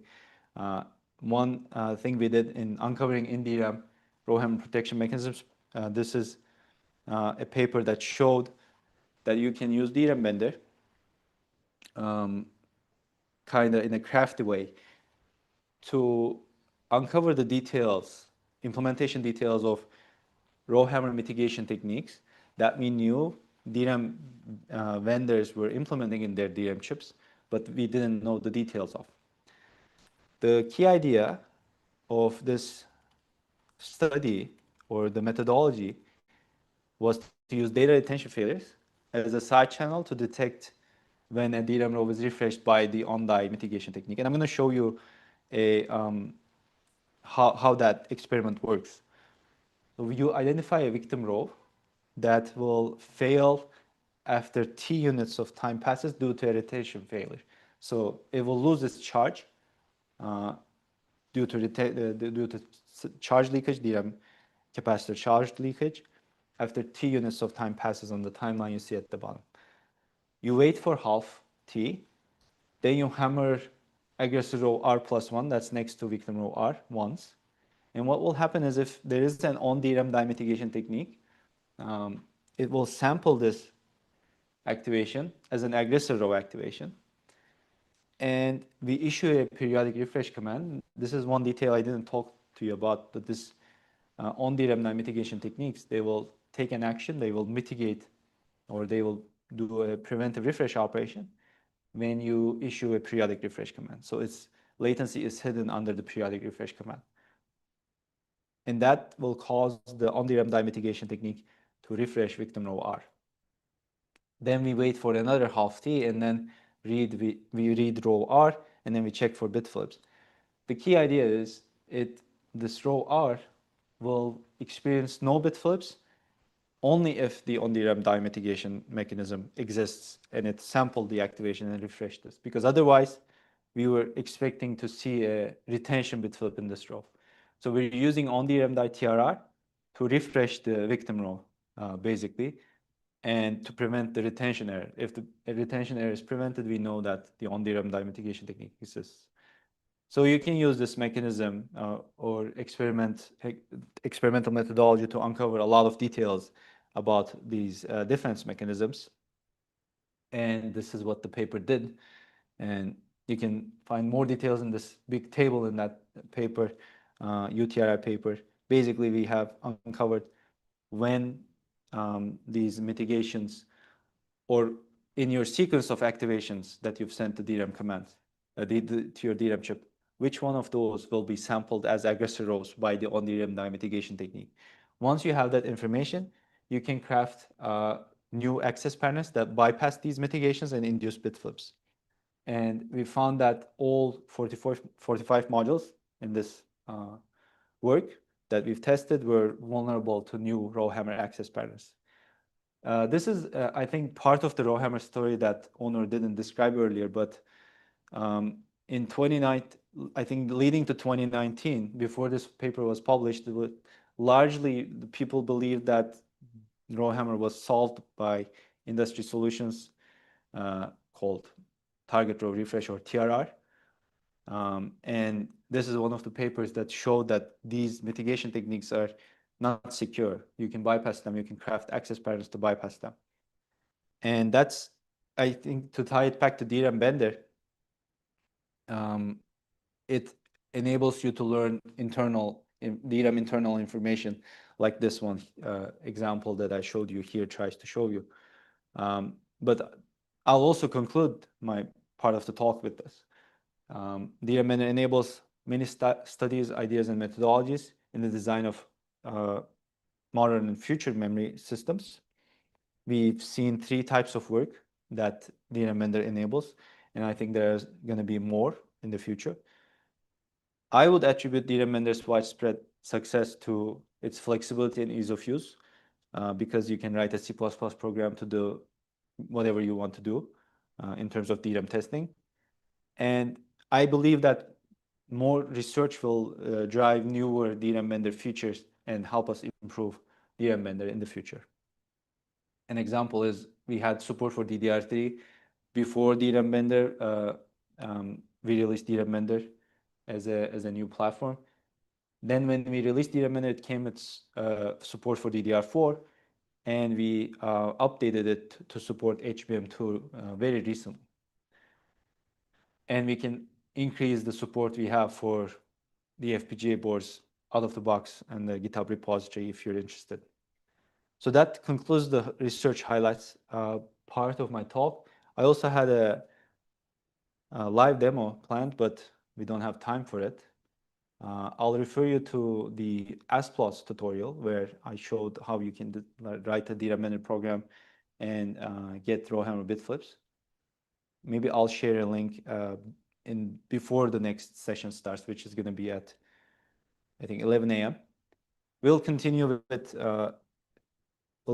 an invited talk after this session from Dr. Antonino Tumeo, and they're going to present their realistic DRAM timing for HLS work.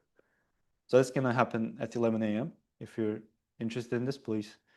I hope I will see you here again. Yeah. Thank you. Thank you. Any questions for Ataberk before we go to the coffee break?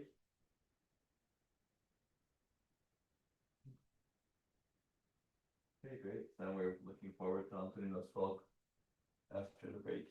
Sure. I think it's the coffee break, all right? Yes. I hope there's Is the temperature inside the room is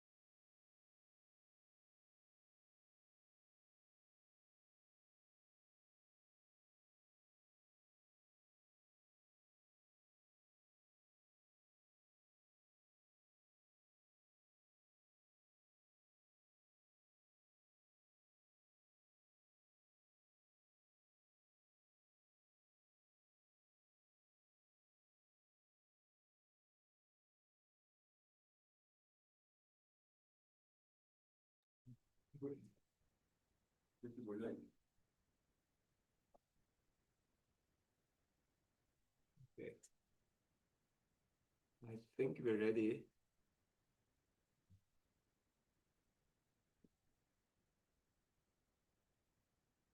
The room is also ready. So we're going to continue with our Ramulator and DRAM Bender workshop. We're gonna switch gears into Ramulator this half of the workshop, and we're very happy to have Dr. Antonino Tomeo to present in our workshop their work. Dr. Antonino Tomeo received their MS degree in informatic engineering and a PhD in computer engineering from Politecnico di Milano in Italy. Since February 2011, he has been a research scientist in Pacific Northwest National Laboratories Future Computing Technologies Group, and he joined PNNL in 2009 as a postdoctoral research associate. And previously, he was a postdoctoral researcher at Politecnico di Milano. His research focuses on custom systems for graph analytics, electronic design automation, including high-level synthesis, and in general hardware specialization, fostering the creation of an open hardware design ecosystem. Recently, he also started research in the area of analog computing, specifically focusing on chemical computing. Thank you, Dr. Thank you so much. I'm very happy to present this new work that we are doing at PNNL, leveraging the Ramulator ecosystem and integrating it with our own high-level synthesis tools, right? So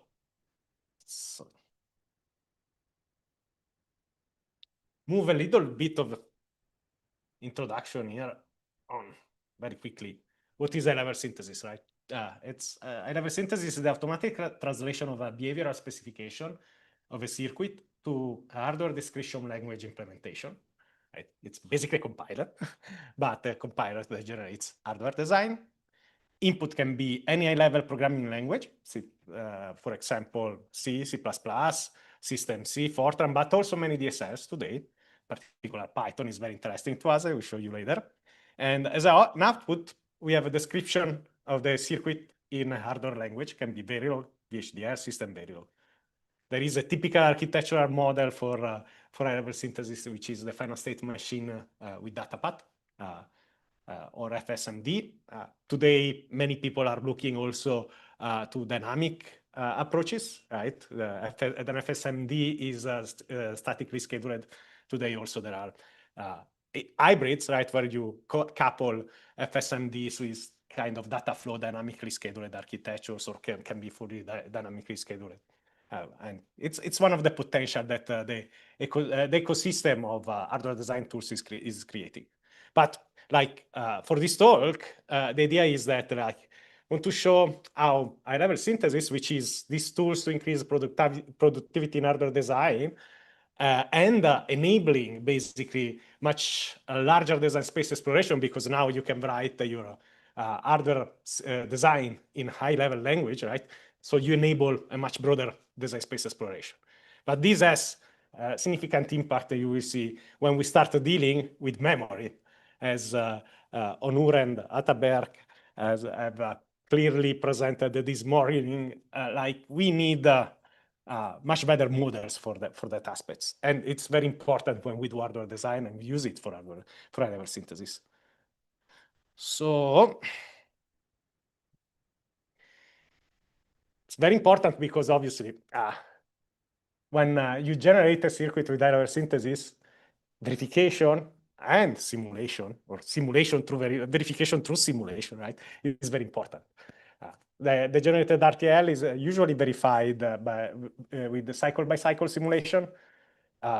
Advanced HLS tools like ours, hopefully, typically generate automatically the test benches and can perform co-simulation.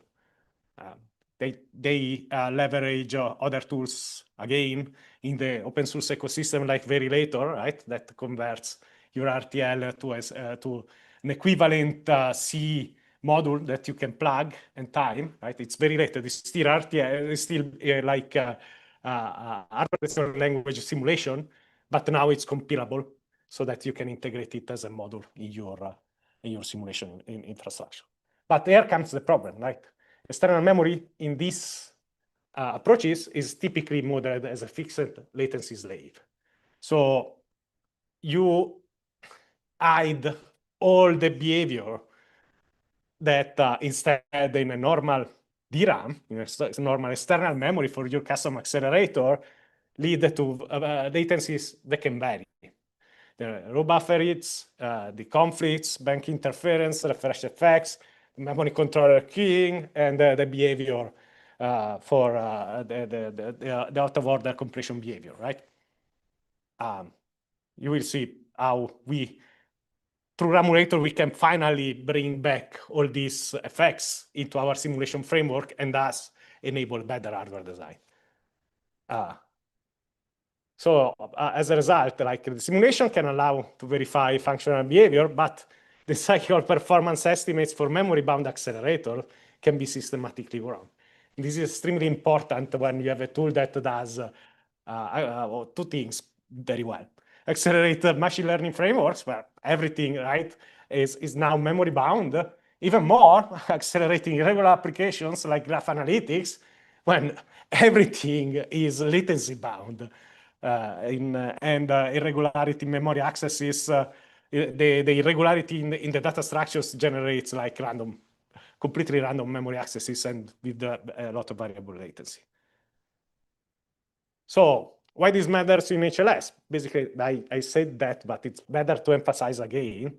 Right? HLS enables quicker exploration of the design choice before the hardware implementation. Right? You can change parameters, change what you wrote. In our tools, you don't even need to change pragmas. It's only parameters in the compilers, but you get different trade-offs in terms of quality of results. But like if you need to take decision when you do this design space exploration of memory-sensitive decisions, right? You need realistic memory behaviors. Just making an example, but like you can think to do the tiling as an optimization in typical compiler optimization. Tiling tells you what is the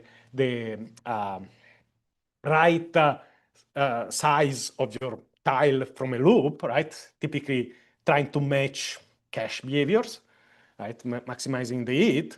Here we are generating the accelerator, right? So it's not only deciding the characteristic of the memory subsystem, you're actually also deciding characteristic of the computational subsystem because the tiling will tell you how many functional units in order to manage the tile you will need in the accelerator, right? Other aspects are like where you allocate and partition the data, right? Typical optimization in high-level synthesis when you have regular stuff is I do array partitioning. Yeah, try to do partitioning when you are doing when you are dealing with graphs, right? Where if you partition, maybe you keep hitting the same memory bound. How to pipeline the data because and how to pipeline the processing because the processing pipeline will depend completely from your data if the application is data dependent, and how you overlap the memory operations and the compute operation. So basically, fixed delay models work only for simple design or structured application. If we add the hardware in the loop, then yeah, we can iterate, right? We change the options, we synthesize, run on the FPGA measure, but like you are synthesizing every time targeting the FPGA. So you have the days, if not weeks, every design iteration, if you cannot do it in simulation, right? Or with the past integration of a co-simulation framework. So two slides that just give an overview of our high-level synthesis tools. This is the first part, the solid synthesizer, the entire framework.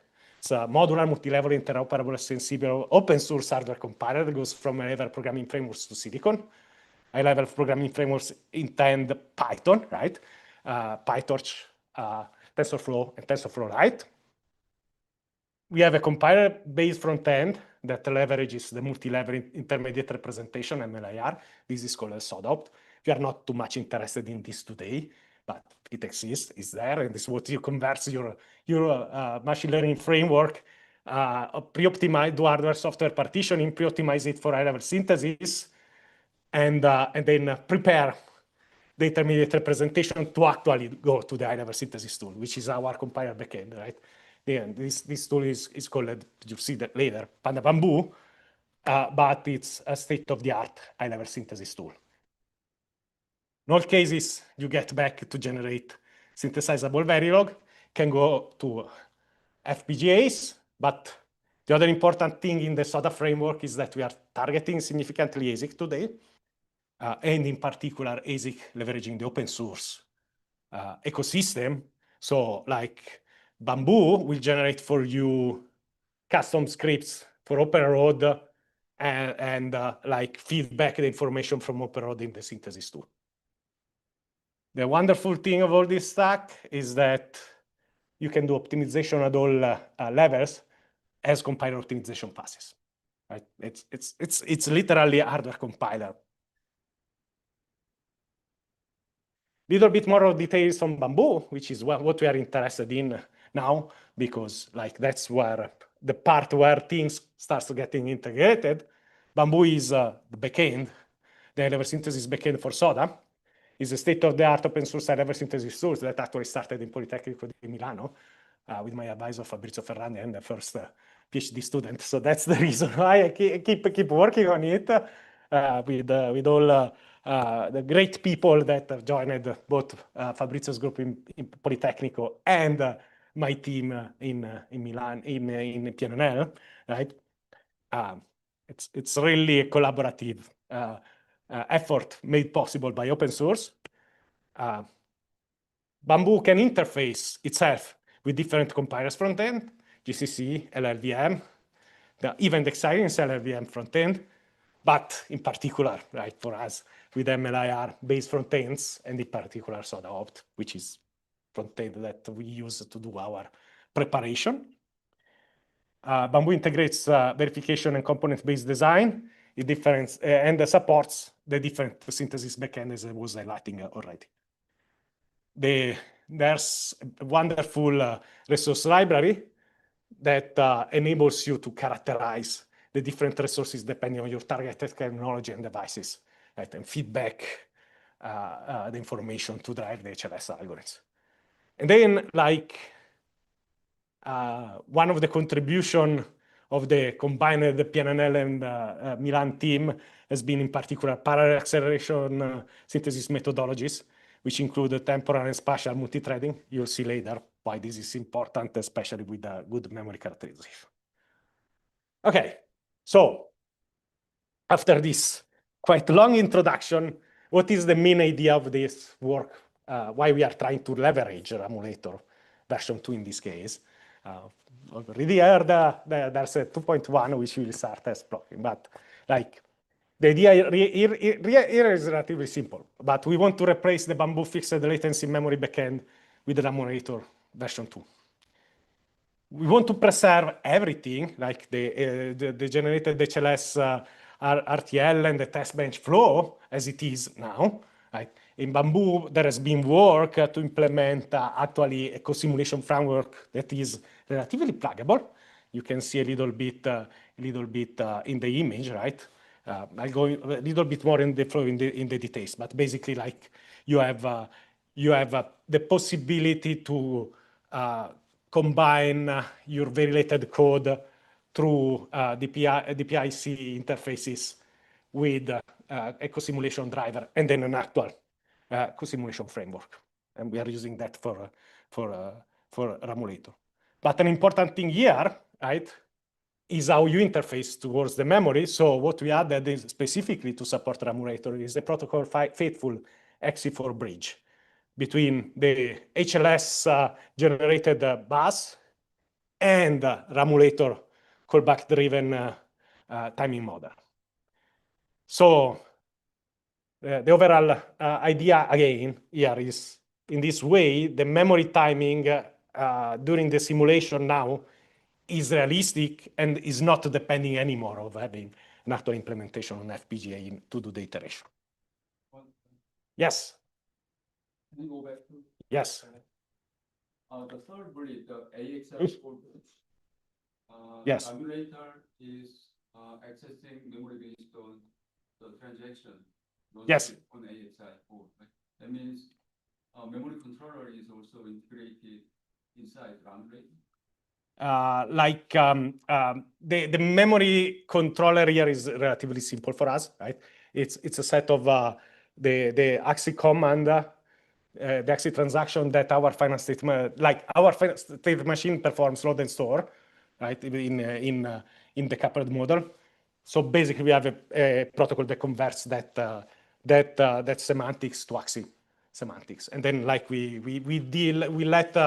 let Ramulator deal with the timing and with all the parameters that are needed to satisfy the request. Ramulator is taking AXI, then so there's a converter that we generated that converts the AXI transactions to their semantics and to their API. I will show you a little bit later how this is done. Connection to memory model. Yes. Again, it's the memory controller data the HLS generates. So why this is not trivial for AXI? AXI for is pre-transaction, right? So as I was saying, the request and response are decoupled. We have multiple requests allowed, and because of the latency effects, the request can come out of order, can come back out of order. The other aspect is that Ramulator is non-blocking and call-driven as simulation infrastructure, right? So we need to deal with the fact that we are basically mixing co-simulating RTL with callback-driven simulation infrastructure. The test bench logic instead is cycle by cycle, right? It's pure protocol semantic of the AXI. So the bridge that we put together needs to preserve the AXI protocol, the transactions ID, manage the back pressure, right? Because our accelerator needs the data to proceed, have the response stability, and overall, we need to maintain the functional memory correctness. So that's the co-simulation architecture that we came through. We have two cooperating processes, right? The HDL simulator part, which is let's see if I can use a laser pointer here, but you can see this side of things, right? That includes the device under test, which is our accelerator, and the test bench and memory modules.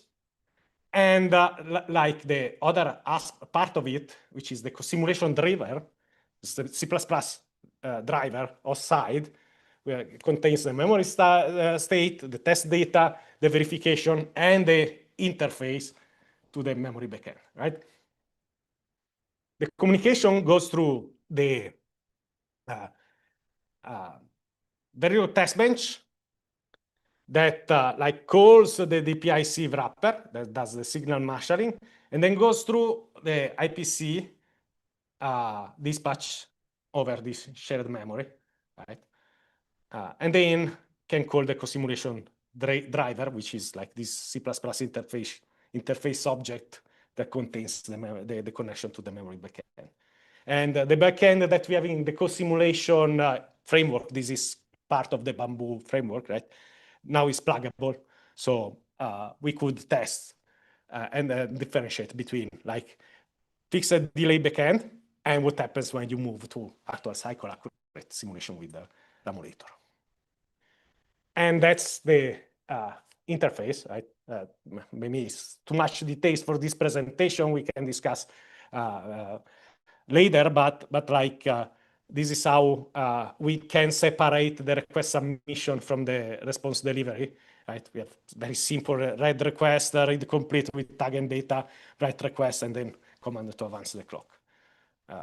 Basically, the reads complete only when Ramulator says that the DRAM request complete, and the writes update the shared memory immediately so that we maintain correctness and submit the timing events.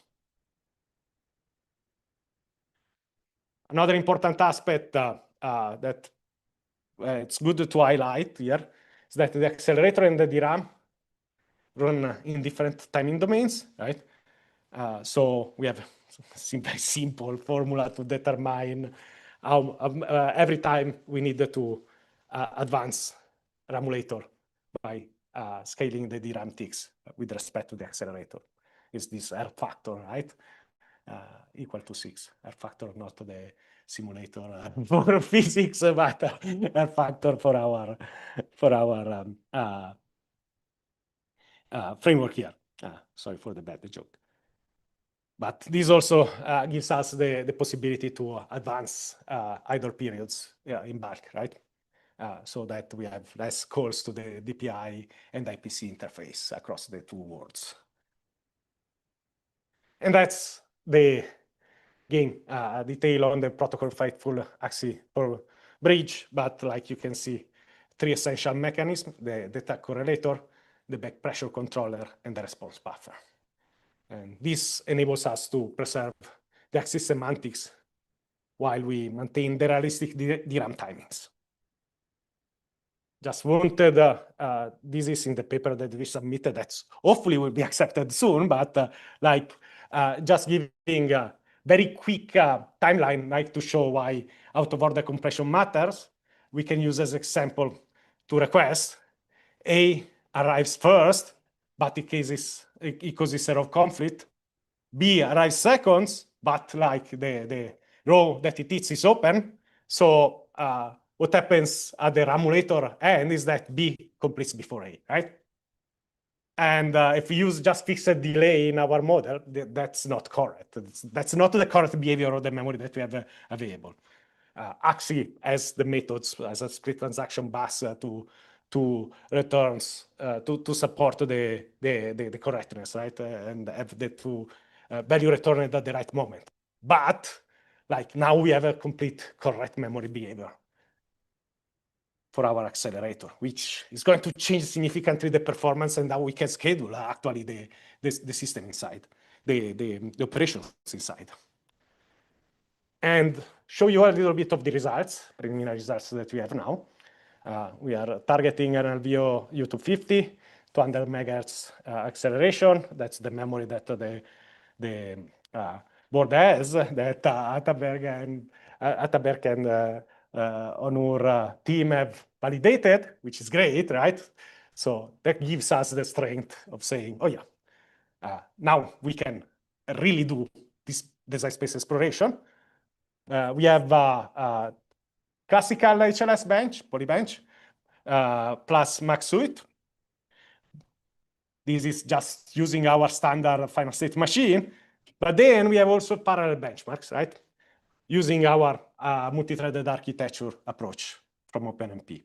And that becomes particularly interesting because the architecture is natively latency tolerant through multi-threading. It suspends a task when it's accessing the memory. If it's late, right, it leverages the split transaction bus of AXI so that you can, while the loads are proceeding, it can continue operating with the capability in the data path. And like show a little bit of memory, compare a little bit the memory models, like the default fixed delay, saying like we average everything at 8 cycles because we may have a row conflict, right? And then like the cycle accurate model. And this is like the entire time for the accelerator. So for the serial kernels, a lot of numbers, but like basically what you are going to see here is that the fixed 2 cycles is always underpredicted. Especially like if you see there are cases with the more complex stencil-like approaches that like are 2 times underpredicted. In 8 cycles, everything is basically overpredicted. And what we saw is that the true value really depends on the access patterns, as I was saying, right? The stencils, for example, we see much more effects because, like, depending on how you are going through the stencil, obviously, you are opening the memory in a different way, which just the fixed latency you don't have. But now let's move to the parallel one. So that's even more interesting, right? So one slide on Sparta, but as I was saying, this is our OpenMP-based methodology. You can synthesize for the OpenMP runtime, right? At compile time, the calls of the OpenMP runtime are substituted by calls to synthesizable equivalents. There's a support for several OpenMP contracts, parallel and foreign sections, reduction, shared, private, first private, close, critical sections, nested with sharing constructs. The overall architecture that is generated, it has both spatial, you can see this core 0, core 1, core n, right? Spatial replicated, spatially replicated with also capabilities to have local memory, but also temporally replicated, because each of these cores have the ability to, again, as I said, switch thread very quickly. One cycle, once some of them are stalled waiting for the memory response.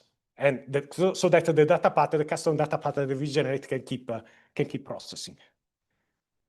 Even better, this is all connected to a network on chip that is completely bufferless, multiport, to a multiport memory model, right?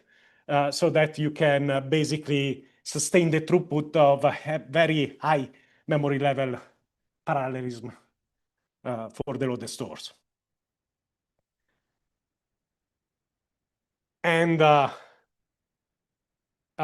what we tested in this case is 2 kernels out of the GAP benchmarks, the graph algorithm platform benchmark suite from Scott Beamer at Berkeley, right? PageRank and triangle count, right? These are 2 of the easiest one. Our approach supports all the benchmarks. This is just starting to test the integration. So we selected the 2 easiest graph benchmarks here, testing the different configuration, right? 1.1, obviously, serial baseline.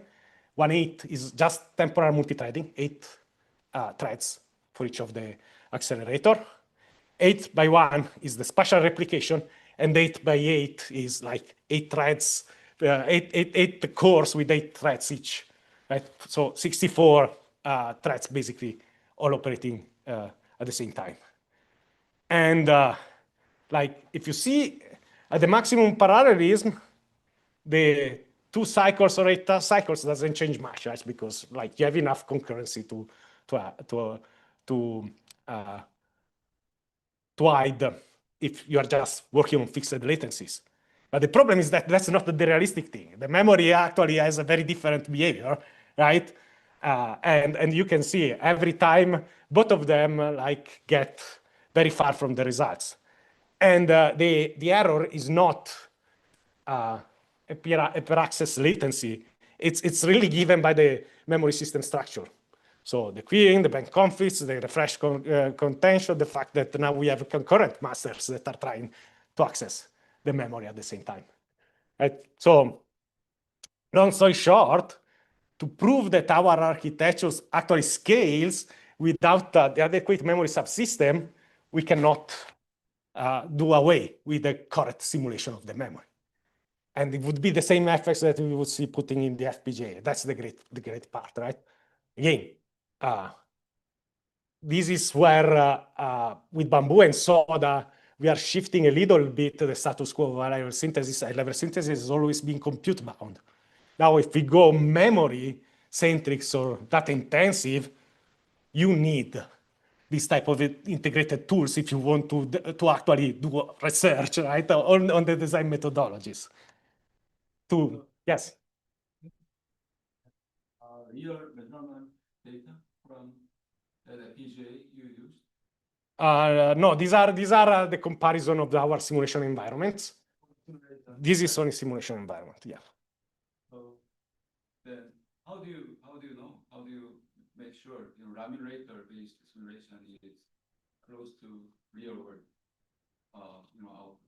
So again, it's in the next step is just happening now, right? Putting our accelerators entirely on the FPGAs. We have the Alveo U250, but like we count already on the fact that Ataberk, Onur have been validating the results on the FPGAs. Actually, if I understand correctly, and please correct me if I'm wrong, also considering the U250.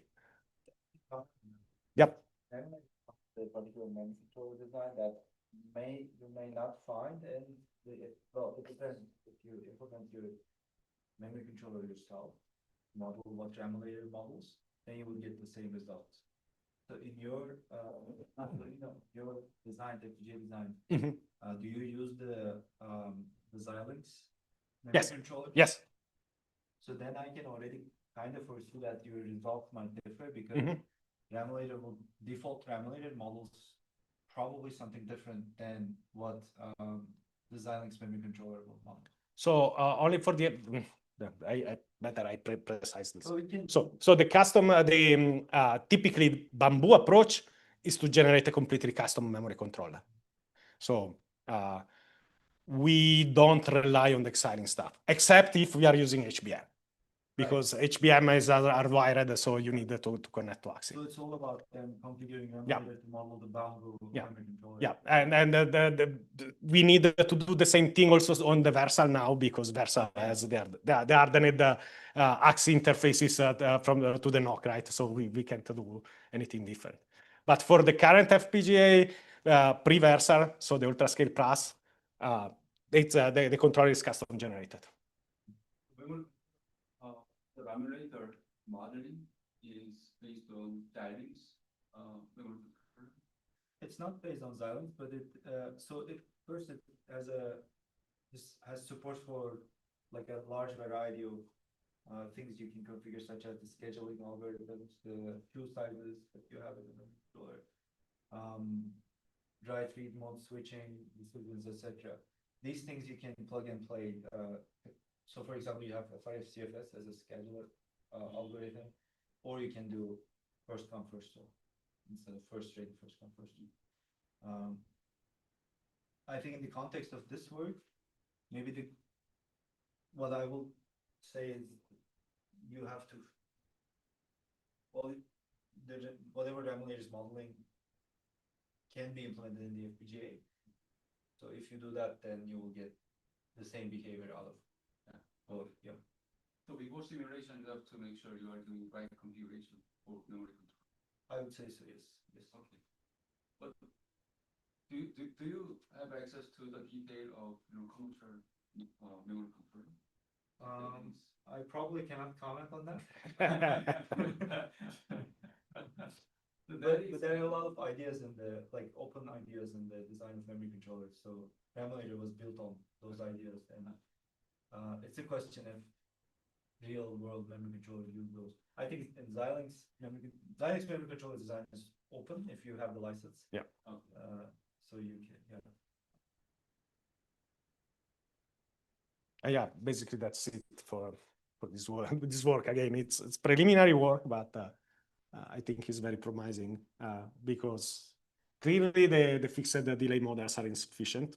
So with Ramulator, we now have a realistic memory subsystem. The protocol fidelity also matters, as we have seen.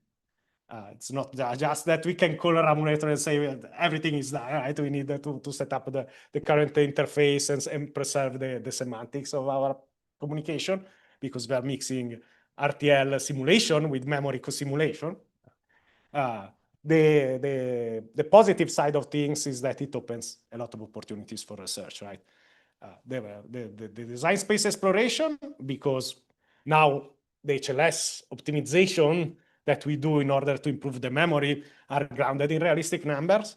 And there are a lot of opportunities in next step, right? Now we can switch the type of memory. simple thing, but it's important repercussion, especially if we are designing now platforms, right? That we need to understand what type of memory we want in order to support a different type of workloads. And the other important thing for me in particular, as we switch not only supporting FPGAs, but broader ASIC and custom hardware ecosystem, is that also memory information can be feedback to the high-level synthesis tool for physically aware high-level synthesis, right? Which is something that we don't have. The feedback loop in high-level synthesis has always been very limited. The algorithm, yeah, you have a characterization, you understand the latencies, but if the latencies varies, like in memory, it's a problem. Now you can actually have adaptable approaches, right? And like, then sure, moving from the FSMD model and understanding when you need the dynamicity in the scheduling because you have memory effects to take into account, then now becomes very important. Before was like, okay, I optimize for my computation, right? Because everything can be an FSMD. Well, wait a minute. The delays now change. So if I have something that is dynamic now in my architecture, I may have better effects. So yes, that's it. I think I took a little bit more of what I was allowed. Sorry about that, but thank you. And thank you for the discussion also. That was exactly the reason to present it. So thank you very much. I just have one question. yes. The first question about how do you count for the coherence traffic? For example, you were saying at the start that you are working over shared memory, and also you introduced the kernels over multi-threading. So how do you count the coherence between, for example, let's say that you have a coherence of messy or messy. How do you account for that way of treating the memory differently? So there's no problem of coherency here. There's only problem of consistency because like our approach is really like pure multi-threading parallel programming, right? So if you need to maintain a critical section, you declare a critical section. It's a problem of the programmer, right? So that is solved with the fact that we are protocol coherent, like the protocol faithful. We maintain what the protocol generates with the splitters. So, yeah. Yeah. Yeah. And for the sequential, they are sequential kernels, right? So if your final state machine is not activating when the correct data comes back, then like you have a problem in the final state. You design the final state machine. Any other question? I have yes. some about the Ramulator introduced. Thank you for this work. I think this is very good to see from our end too, because we're working on making Ramulator better in all aspects, including design, accuracy, etc. So it's very good to see this real world result. Well, thank you for working on it. I was going to ask, like, if you have any items for us, like, did you encounter anything where you said, oh, I wish Ramulator came with this feature or that feature that would make your HLS studies better or easier? So I think it's a broader discussion, but it's connected with both memory controller and interfaces, right? I think we should find a way that is a little bit more systematic to define this type of interfaces and the protocols that we need for communication. But it's probably something that we cannot address in 3 seconds, right? We'll need a discussion and try to understand how we can come forward from the 2 directions.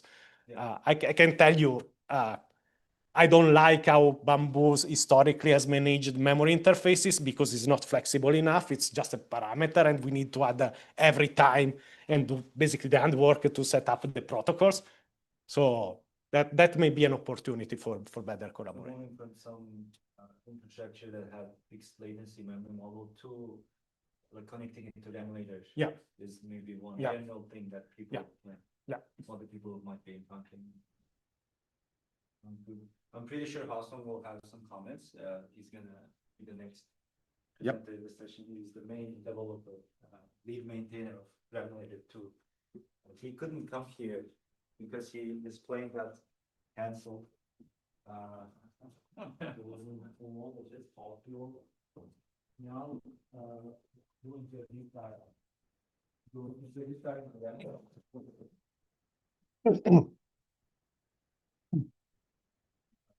Oh, sorry about this.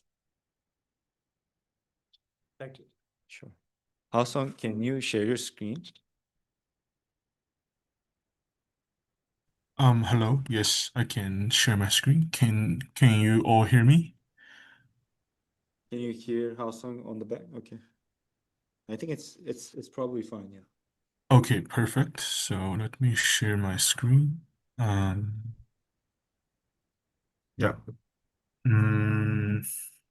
Is the screen sharing okay? Can everyone see the slides?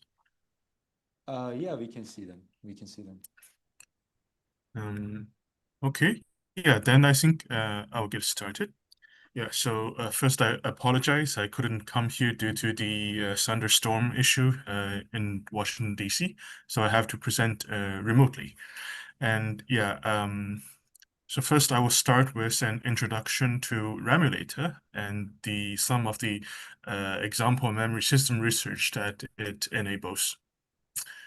First, I will talk about the beginning of the Ramulator series of research tools.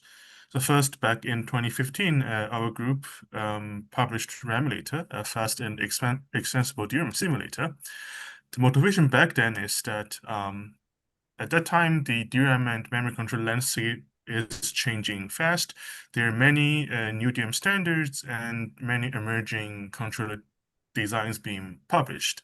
Therefore, we need a fast and easy to extend way to model and evaluate all of these stuff. To this end, Ramulator was developed. It's a fast and extensible memory simulator which provides out-of-the-box support for many DRAM standards, including these which were the mainstream at the time. Also, some new DRAM designs and controller techniques.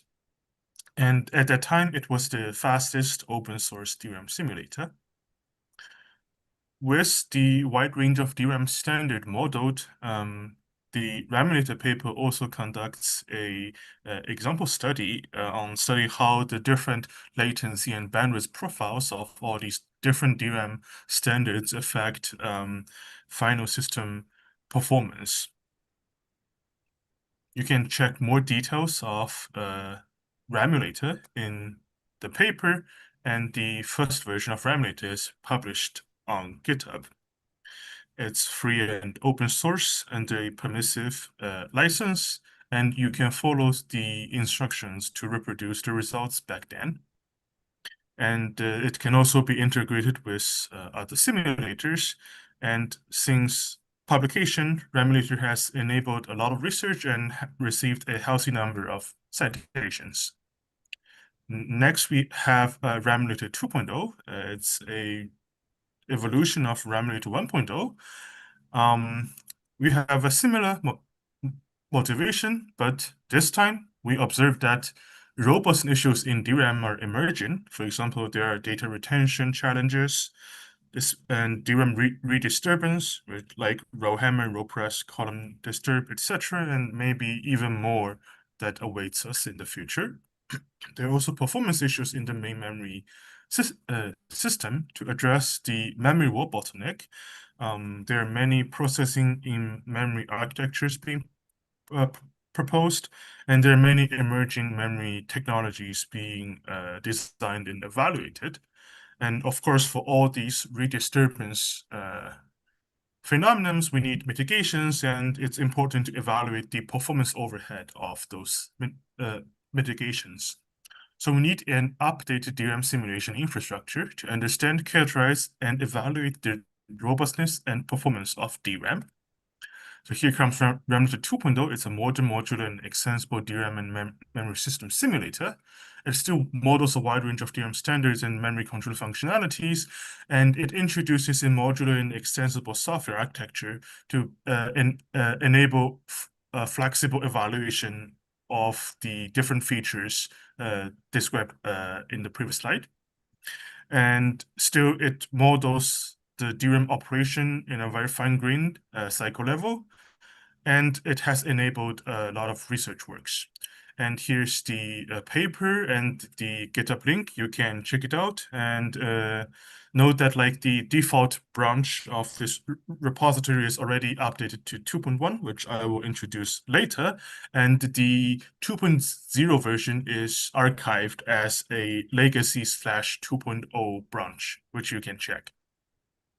Now let's take a look at some of the example studies enabled by Ramulator 2.0. So included in the paper, we perform a cross-sectional performance evaluation of different rowhammer mitigation techniques. Here we show how 6 different rowhammer mitigation techniques are implemented as memory controller plugins in Ramulator 2.0. Scales as the rowhammer threshold reduces. So we find that DRAM redisturbance, for example, rowhammer, remains a significant DRAM robustness challenge because, as the evaluation shows, if the rowhammer threshold continue to reduce, they will incur high performance overheads. In response to the increased DRAM redisturbance issue, the industry has introduced and formalized a mitigation called per row activation counting, or PRAC, which has already been adopted in the latest revision of the JEDEC DD5 standard, and it will also be standardized in many future and around the corner JEDEC standards. So to understand and evaluate this per row activation counting rowhammer mitigation, we use the Ramulator 2.0 to study whether it is secure and what are the system level performance overhead. And this is published at DRAMsec. And after that paper, where we identified some of these security vulnerabilities of PRAC, we continue to extend this idea and published Kronos, which mitigates the security vulnerability of PRAC, as the DRAMsec paper shows. And recently, my colleagues also published a paper that uses both Gem5 and Ramulator 2.0 that investigates, understands, and mitigates covert and side channels introduced by the timing behavior of rowhammer mitigations that also becomes a security vulnerability. And you can check out the paper and the source code as linked here. So now I will spend a bit more time to introduce our latest work, cleaning up the mess, re-evaluating the real system modeling accuracy of Ramulator 2.0. So a Micro 2024 best paper run-up publication that got all 3 artifact badges, titled A Mess of Memory System Benchmarking, Simulation, and Application Profiling, which we call the MESS paper here, proposes a new benchmark to evaluate the real and simulated memory system performance. While doing so, it also makes strong negative claims about 2 of our simulation infrastructures, Ramulator 2.0 and DAMOV, which is essentially ZSIM plus Ramulator 1.0. And they show unexpected performance result, and they conclude that these simulators poorly resemble the actual system performance. So in this work, we demonstrate that these claims and results are incorrect, and they are caused by configuration and simulator usage errors made in the MESS paper. We describe 4 best practices to help users and developers of simulation tools to avoid these errors in the future. And to facilitate transparency and reproducibility, we open sourced all the code and results in this GitHub repository. To demonstrate that the results and claims in the MESS paper are incorrect, we first analyze the evaluation of Ramulator 2.0 and DAMOV in the MESS paper, and then describes the best practices of using these tools. Now let's first talk about our analysis of the evaluation of Ramulator 2.0 made in the MESS paper. The mass paper evaluates memory system performance by proposing the mass benchmark. It aims to characterize a memory system using a set of latency throughput, or in their words, use latency curves. These curves are plotted as a line figure, where each data point is an experiment that performs two types of memory accesses concurrently, streaming and point changing patterns. It then plots the measured average latency and the used memory bandwidth. The mass benchmark then varies the memory access intensity by adding NOP operations between subsequent memory requests, which creates a single curve. And then it sweeps the read ratio, which is essentially the fraction of read request in all the memory request issues, from 50% to 100% using using curves of different colors. The mass paper comments on the accuracy of Ramulator 2.0 by first evaluating a real system with DDR5 memory with the mass benchmark, which shows the results in the curve on the left. And then they compare these results to the results obtained from Ramulator 2.0, which we show on the right. The mass paper observes that Ramulator 2.0's curve show first smaller used memory bandwidth, and second, smaller memory access latency compared to the real system curves. Based on these, they contend that Ramulator 2.0 poorly resembles the actual system performance. However, as we show in this paper, the Ramulator 2.0 results obtained in the mass paper are incorrect, and at the time of the publication of the mass paper, irreproducible. We analyzed the mass paper and its open-sourced artifact and identify various issues that we put into three categories. First, it was not possible to reproduce any of the Ramulator 2.0 results from the mass paper artifacts available due to the missing source codes that were only uploaded 10 months after the artifact evaluation badges were awarded. Second, we identified that Ramulator 2.0's evaluation in the mass paper suffers from fundamental configuration errors, as the mass paper incorrectly compares an 8-channel memory system in Ramulator 2.0 against a 16-channel real DDR5 memory system. They also configure the Ramulator 2.0's to have unrealistically low cache latency that cause the much lower memory access latency compared to the real system. Lastly, we also identify some scholarships issues, as the paper does not disclose the modifications to the cache latency configurations and the source code of Ramulator 2.0.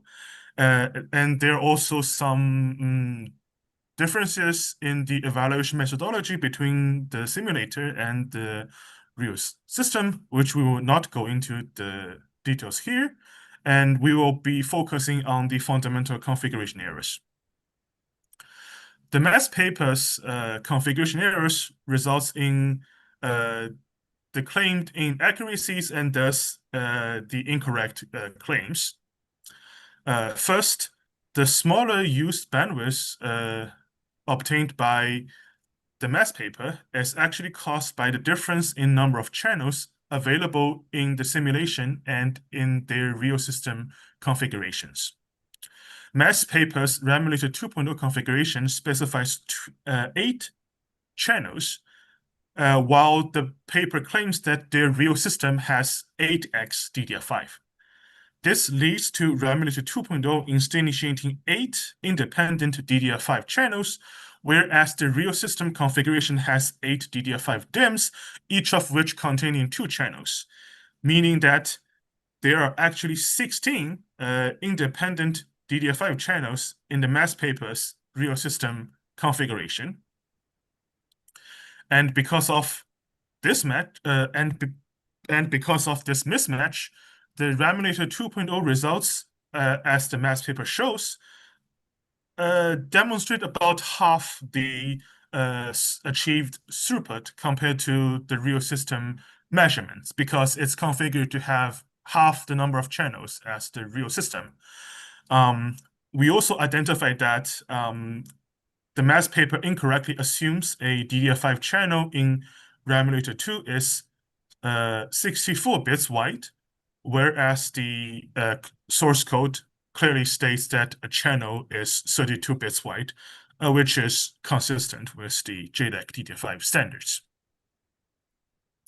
So because of these configuration errors, the math paper configures Ramulator 2 with only half of the channels of a real system that they measured, and thus results in roughly half of the achieved throughput compared to the real system. The second issue, smaller memory access latency, is due to the unrealistic cache latency configurations in the math paper. We find that the math paper's artifact hardcodes the cache latency as 0 cycles and instantiate a very high number of MSHRs. This configuration leads to significantly smaller DRAM round-trip latency and queuing delays, thus a much lower overall memory access latency from Ramulator 2 compared to their real system results.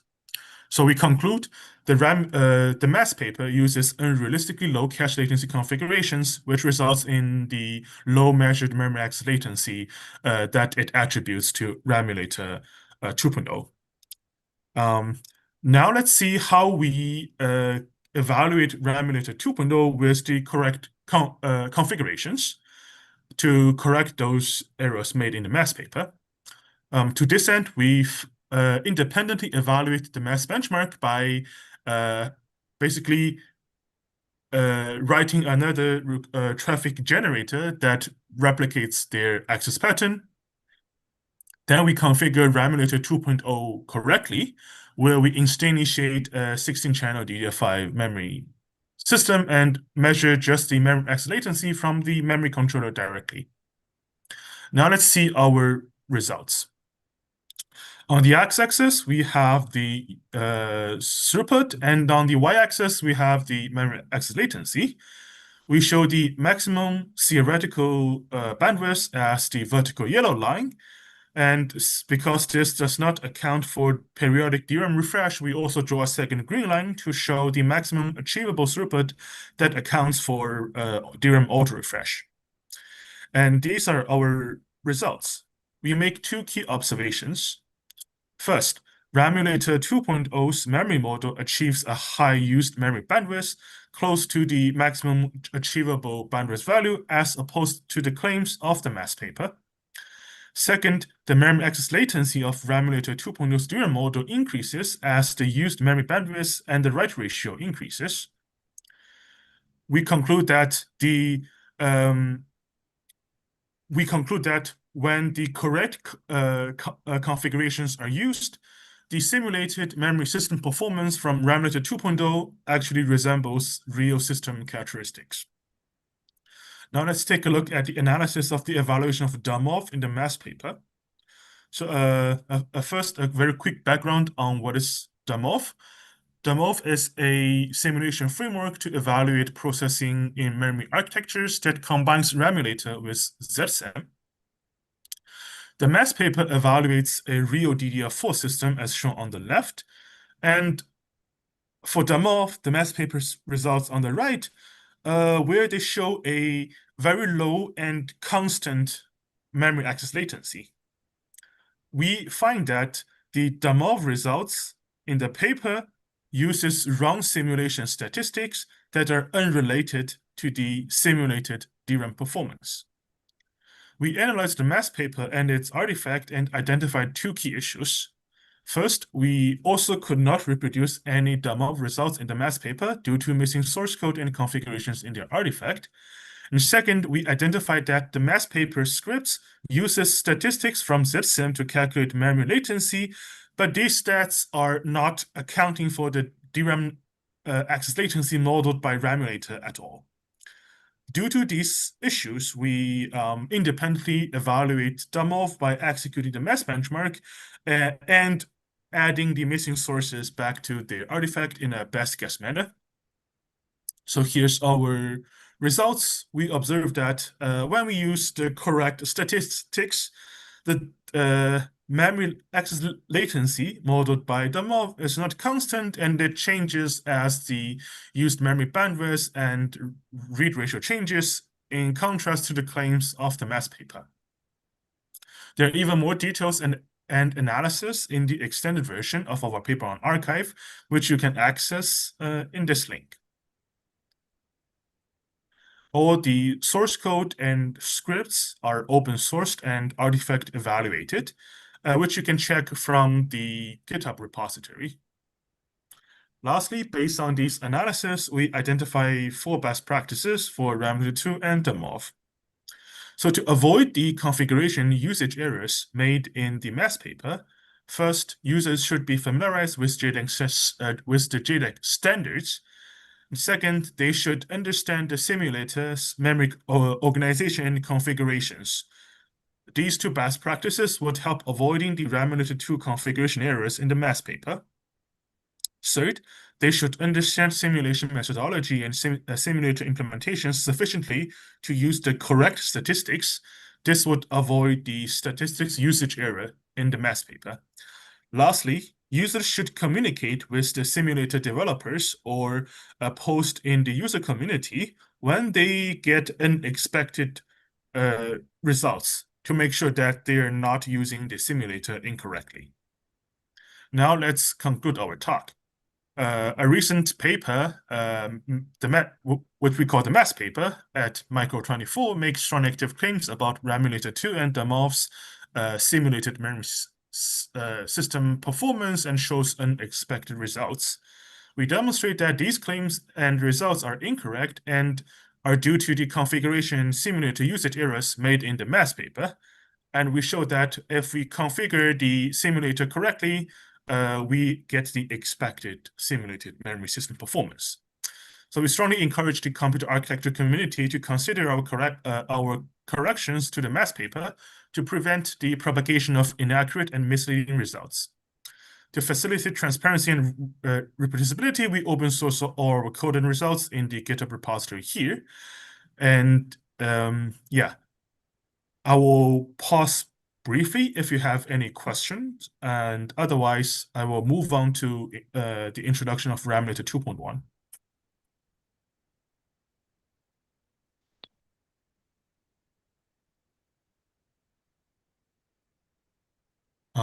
Okay, so There's one question. yeah, sure. Yeah, please. Hi, thanks. Do you have actually any side-by-side comparison by correcting their graphic that we can Yes. see? So And if it you will want be a quite side-by-side, comparison, unfortunately, I don't think I have like a real side-by-side comparison, but let's say this is the corrected result when we configure Ramulator 2 to have the correct number of channels with 16 DDR5. And here is the results as shown in the math papers. On the left, according to the math papers configuration, Ramulator achieves about half of the maximum throughput. And on the right, that's the latency throughput curve they measured from their real server with 16 DDR5 channels. okay. And you can find the side-by-side comparison in the paper, actually, like this. Yeah. This is their result, Yeah, I can see. and this is the real system. And this is the correctly configured Ramulator result. Okay. Yeah, but there's a bit of a difference here, right? The real system and the correctly configured Ramulator don't match one-to-one, but that's intentional. Okay. Because you would need Yeah, but it's quite similar. yeah, it's the overall characteristics are basically the same or similar, but the latency, because we're evaluating in our paper Ramulator without a processor system, right? Just the DRAM, memory controller, and the rest. So that will not add up the latencies that you would see in the real system. Sure. Yeah, I think we can continue. Yeah, thanks for the question and the explanation, Ataberk. Okay, now I will introduce Ramulator 2.1.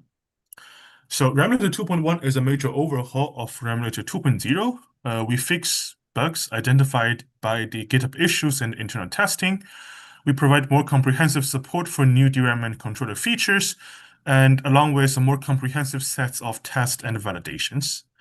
And we also significantly improved the ease of use, configuration, and extension, and also some code quality and documentation coverage improvements. The current GitHub main branch of Ramulator 2 has been updated to v2.1.0, and we will be using tags to mark stable versions, so the integration of with other simulators can be smoother. And we also configured it to be code space and dev container ready, so you can just directly test it out in your browser if you just go to the GitHub repository and create a code space. And the v2.0 version, we archive it as legacy/v2.0 for archival purposes. And we welcome your use, contribution, and feedback.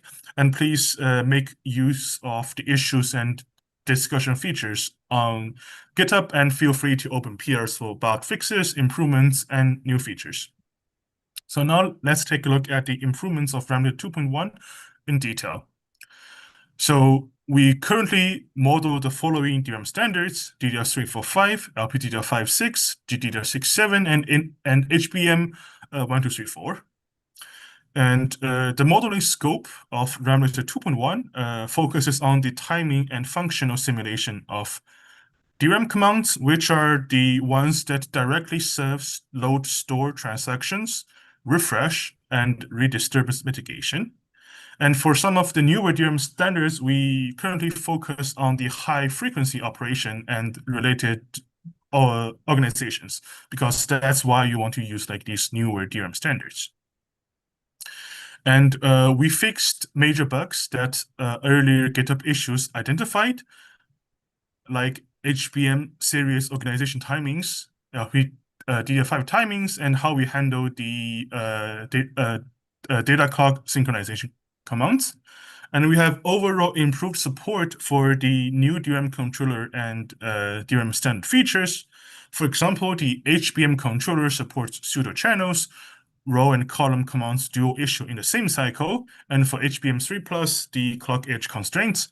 LPDDR56 controller supports the data clock synchronization with explicit sync state expiry tracking, and also the separation of activation into Act 1 and Act 2 with a deadline-aware scheduling in the memory controller.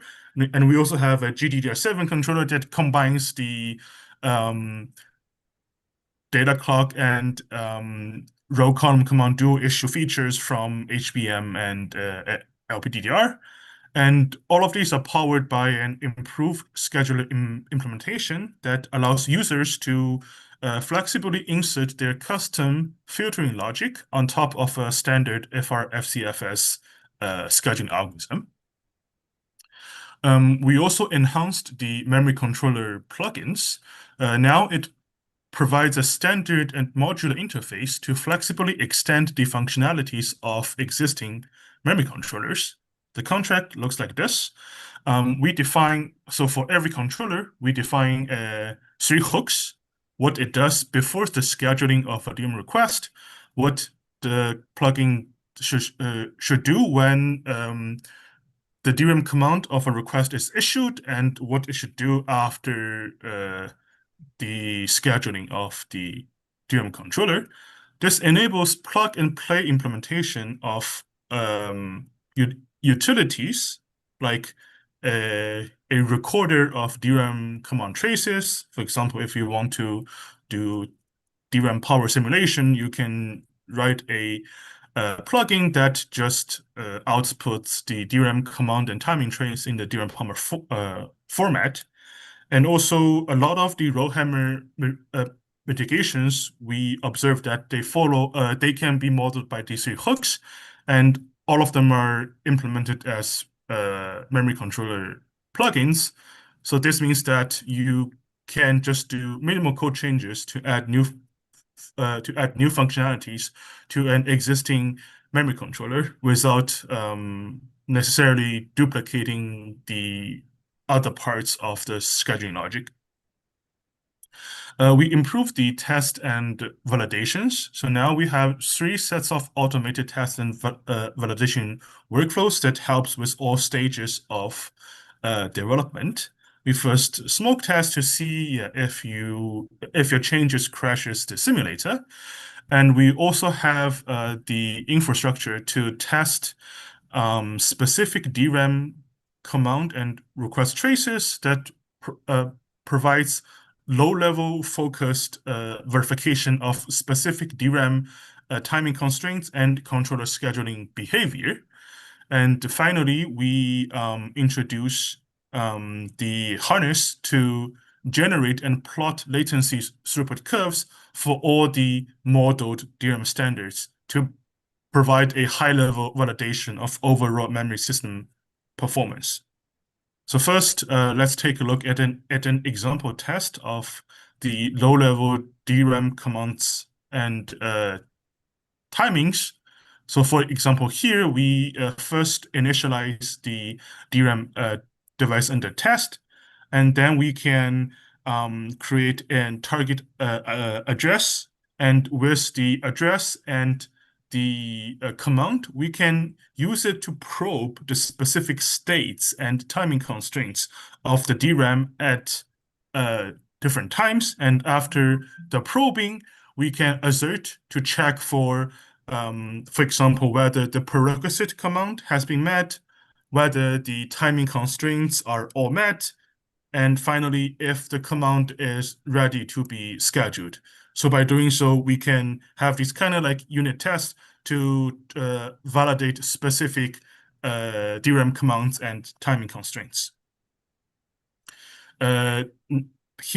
Next, here we show a grid of latency throughput plots that we generate from all the supported DRAM standards in Ramulator 2.1. And we observe that all of them match the basically the knee curve in the latency throughput response as we would expect from a real system. So first, a disclaimer here is that many of the newer DRAM standards like LP56, HBM, the exact data sheet and thus the exact timing values are not published anymore. So for these newer standards, we use some like guesstimates or let's say extrapolation from the previous generation where the data sheet and timing values are available. So if you have better sources of these timing constraints, please feel free to contribute to our repository without violating NDA, of course. And next, I will talk about the quality of life improvements. So the biggest improvement is that Ramulator now becomes a Python package. Under the hood, it's still your old C++ code, but now we add lightweight Python bindings. This enables us to write and drive Ramulator configuration and simulations using Python, and this makes your experiment workflow much smoother because you can do everything in one single script. For example, you can use the Python's flexible scriptability to sweep parameters, and this fits nicely with Gem 5. The Gem 5 wrapper that we include works with both SE and FS mode, tested with Gem 5 v25.1. And all of these benefits comes at no extra burden for the end user. This is because we follow a single source of truth philosophy in the Ramulator 2.1 codebase, and the Python wrappers of this key simulator code are automatically generated from the C++ code. There's no need of manual maintenance or authoring of the boilerplate code to basically bind your C++ code to Python. And for users that does not want to introduce Python dependencies to their simulator. For example, if you want to integrate Ramulator 2.1 to your own simulator, where you don't use Python as a configuration and experiment driver, we also provide a utility that automatically converts a Python Ramulator 2.1 configuration into an equivalent pure text YAML-based configuration format that are also supported by Ramulator 2.1. So this also helps with the integration with other simulators. So the new code structure, I would say, in Ramulator 2.0 mainly follows like this. You still write your code in C++, and then you should register your interface implementation and parameters using the provided macros. And under the hood, Ramulator 2.1 software framework and the build system will automatically pick up this information so that it can understand, register, and build the object hierarchy of the interfaces and implementations, and also create Python wrappers or proxy objects with the specific parameters. We also significantly improved how we author DRAM standards. So in Ramulator 2.0, the DRAM standard implementation in pure C++ is very verbose and hacky due to the language limitations of C++. So now in 2.1, we use much cleaner Python scripts to replace all of these verbose and hacky C++ code, and this enables flexible authoring of DRAM organization commands timings, basically everything that makes up a DRAM standard, and all of them thanks to the flexibility and scriptability of Python. And our software framework, the code generation utility automatically generates the potentially repetitive, verbose, hacky C++ code of the DRAM standard that fits Ramulator 2's internal modeling and simulation engine. So here is what the Python-based DRAM standard looks like. So essentially, everything is just Python dictionaries, lists, with strings that directly maps to entities in the C++ side. And here's how we also timing constraints, which is probably one of the most important components of a DRAM standard. So here we show that basically we specify timing constraints by first specifying at which level in the DRAM hierarchy does this timing constraint apply, what are the preceding commands of the timing constraints, and what are the following commands with respect to the preceding command that are bounded by this timing constraint. So under the hood, we will generate the timing constraint rules for the essentially the Cartesian product between the preceding set of commands and the following set of commands. The most straightforward benefit of this is a significant reduction in lines of source code.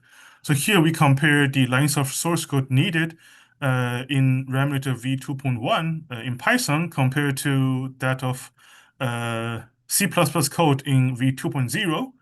And we find that on average, we reduce 66.3% of the lines of source code in v2.1 compared to v2.0. And this also provides other benefits that makes extending the DRAM standard with, let's say, adding a new DRAM command, introduce new DRAM timings much easier. So what you need to do now is just simply in Python, you increment the base DRAM standard, you just append the new command's timings to the existing commands and timings of the base DRAM standard. as we've shown here as an example. Let's say if you want to add a new command, foo, to DDR3, then you only need to write just 6 lines of Python compared to fully duplicating the entirety of DDR3 C++ code in version 2.0. Also, we implemented a web-based interactive trace visualizer. It supports both offline and online visualization. For offline, you can open and visualize dumped command trace from earlier simulations, or by online, you can actually see how the DRAM commands and timings are being issued real time from a simulation. So this is very useful for inspect memory request and DRAM commands for performance analysis and also debugging. And we are also continually to improve the visualizer. And we also reasonably optimize the performance that you can view a huge trace real-time interactively on something similar to an Apple M1 MacBook. And here's what the trace visualizer looks like. If you want to try it out, we have a section in the README that tells you how to dump traces and visualize them with the visualizer. So we welcome all kinds of contribution to Ramulator 2.1. So it's on GitHub, and we will tag these. So please check this out and let us know if you encounter any issues. We regularly address issues and PRs, and the earlier 2.0 version is now archived. So please feel free to use it, report any issues and feedback you have on GitHub, open PRs for new features, add new components, and of course, we very welcome improved test case coverage. And for more details, please check our README and rich in-source documentation in the form of comments on how to use, extend, and integrate Ramulator 2.1 with other simulators. So some example directions of contributions here include better timing presets of the DRAM standards where the actual timing and datasheet are no longer published.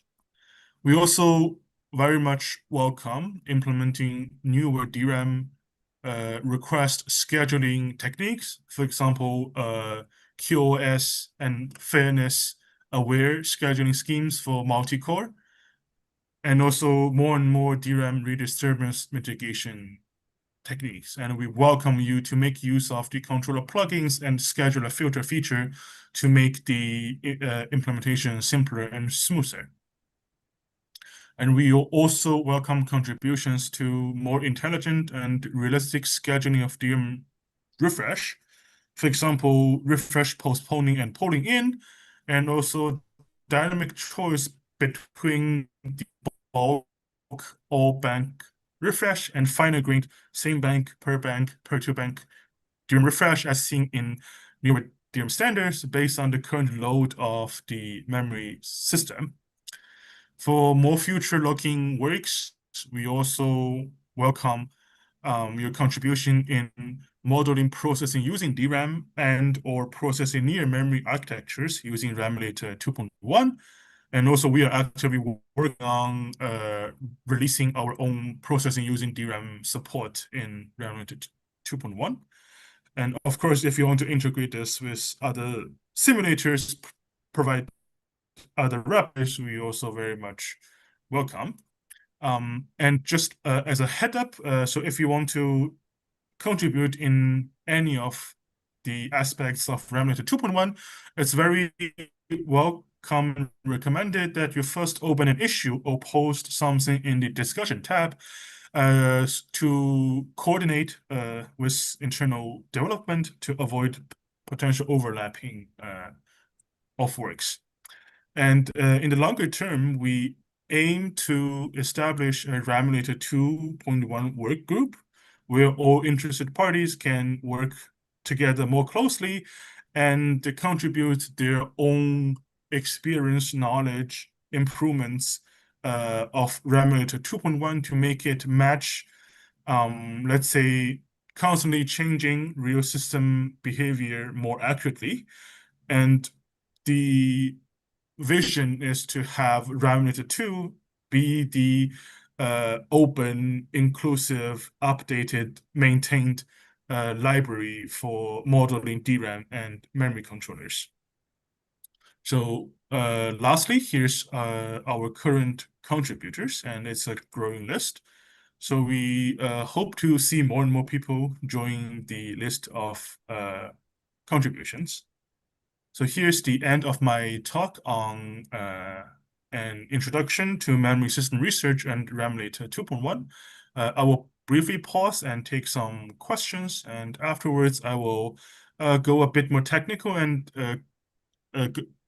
we will together have a deeper dive into Ramulator 2.1.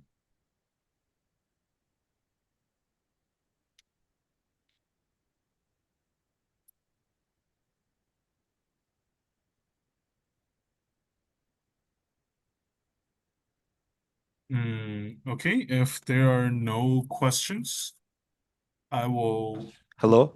Yeah, please. Oh, yeah. So there are no questions in the room, but I'd like to maybe, because we're now, so it's lunchtime now, 12:30. Ah, okay. Does anyone want to stay for or let me put it this way. How long is it going to take for you to do the I can be hands-on? fast, maybe 10 minutes. So if So people, yeah. basically, people now know that it's going to take 10 more minutes. So if you'd like to stay, please, you're welcome to stay. But if you have to go outside for lunch, we don't want to keep you away from lunch. Haocong, you can continue with the hands-on tutorial. Yeah. It's going to take 10 minutes. So Yeah, if you're so interested in seeing how you can do Ramulator experiments, this could I be a will good opportunity. quickly, I will quickly do the more technical deeper dive. Yeah. So I will skip the introduction. You've seen this already. And here's our all modeled DRAM standards and their high-level performance. So to get started, we recommend you to use the GitHub Codespace feature so you can do it on the go in your laptop. So if you just first go to the Ramulator 2 GitHub repository, click this big green button. There's like this Codespace tab. Then you click on Create Codespace on main. And if you then it will create a Codespace with all the dependencies installed. So the building of the Codespace takes a bit more time. So if you want to do it, please do it right now, and I'll continue. And the repository also contains the full configurations to spin up a dev container. Let's say if you use VS Code, if you clone the repository, this dialog should pop up, and you can choose to reopen this in a container, and it will provide essentially the same thing as the code space with all the dependencies installed. If this does not happen, press F1 to open the command prompt, type reopen in to choose. And of course, if you want to build everything locally, under .dev containers, we have the Docker file and the post create script to set up all the environments for Ramulator 2.1. And now let's take a look on how the source tree is organized. So first we have examples where we provide example configs and traces to help you get started. And in the Python Ramulator, there are two kinds of source code. First is auto-generated Python wrappers that you should not have to maintain. Second is DRAM. That's where the actual human authored Python source code for DRAM standards live. Under resources, we currently provide the Gen5 wrappers. And in the source Ramulator, we have all the C++ code. So still we have two kinds of code. First is the actual human authored C++ code. For example, in the base, that's where the software framework of Ramulator 2.1 lives. under other directory, each of them corresponds to an interface. For example, under controller, we have the controller interface header ice_controller.h, and under the subdirectory implementation, we have the CPP implementation of all the concrete controller components. For example, you will see HBM3 for controller, HBM1, 2 controller, LPDDR5, 6 controller, and a generic DDR controller there.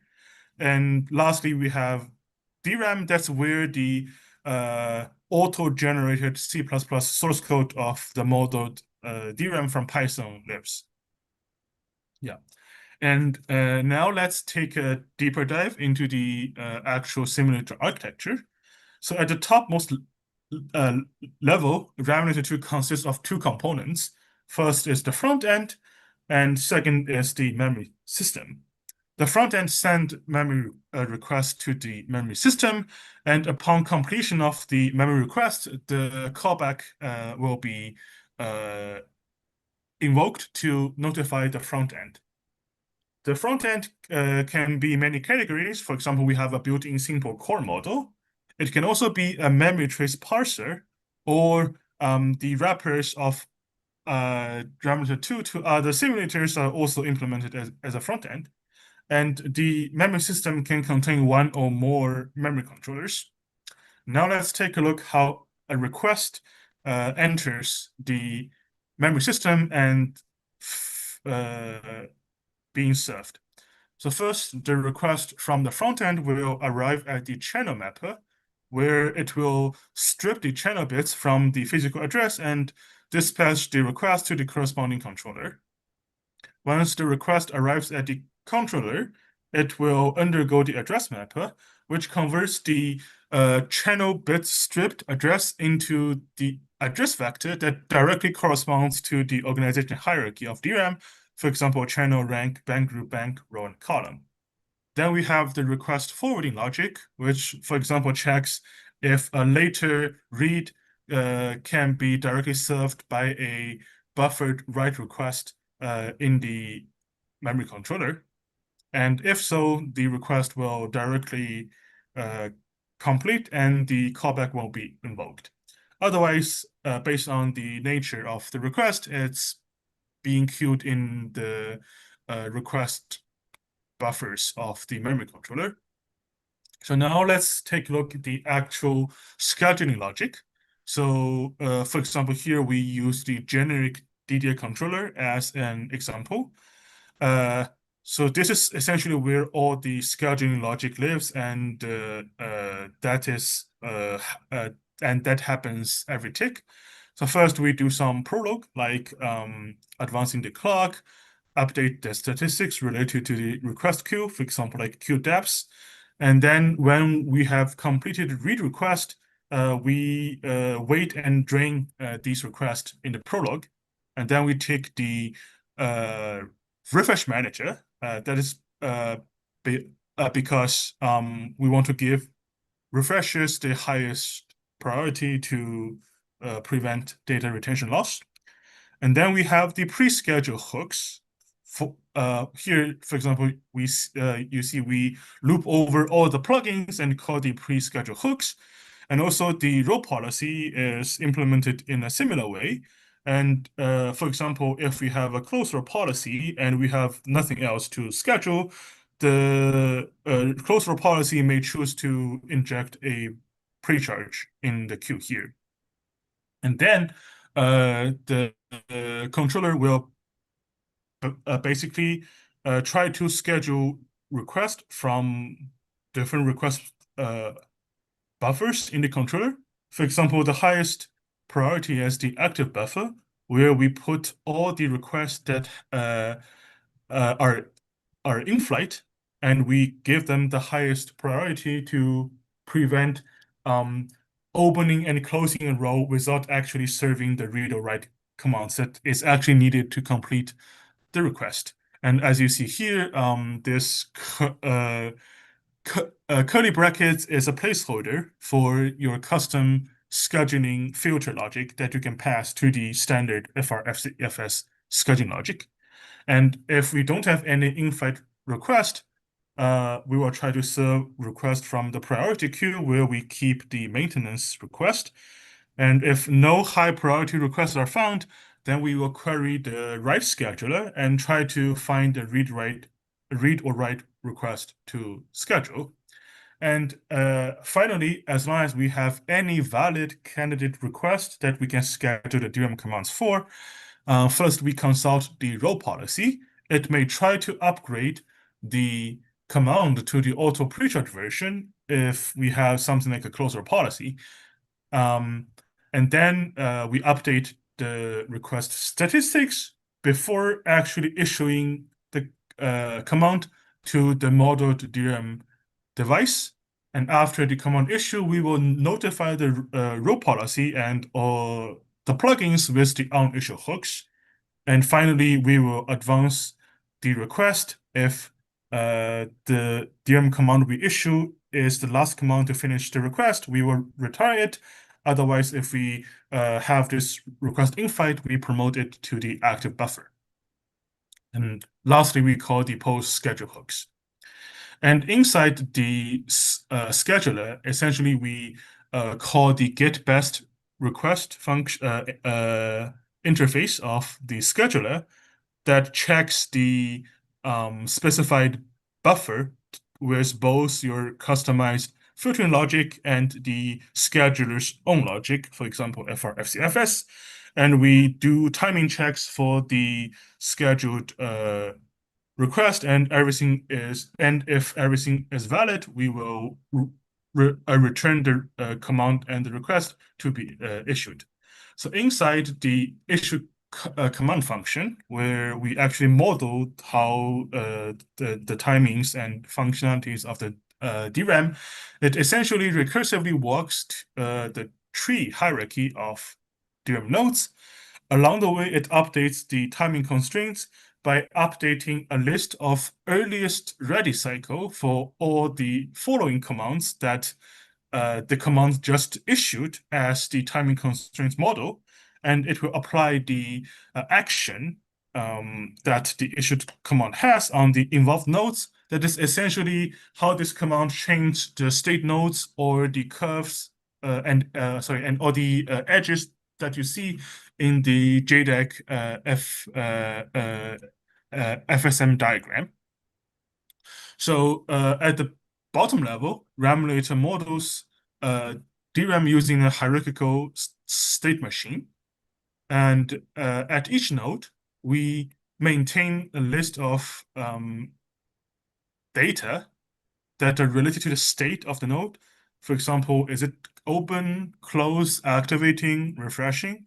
And also the timing constraints. So for each of the command, we maintain when is the earliest cycle in the future that it is allowed to be issued, governed, and updated by the timing constraints. And this can be extended to include more, for example, for the power and energy modeling in the future. The DRAM commands are implemented as Lambda functions, essentially, and they hierarchically traverses and updates the state of the nodes. And these are templated, so you can reuse the same commands for different DRAM standards. And this concludes my talk. And please feel free to check the GitHub repository, code space out, follow the README and examples to try the simulator, observe some outputs on your own. Yeah, and I will not keep you long, so you can go for lunch if you want, and I will be here to take any questions. Thank you. Thanks, Haocong. So after that in-depth Ramulator discussion, do you have any questions for him? There's one question. Yeah, sure, please. Do you have any example how to integrate it in Gem 5? You mentioned it before. Yes. So we under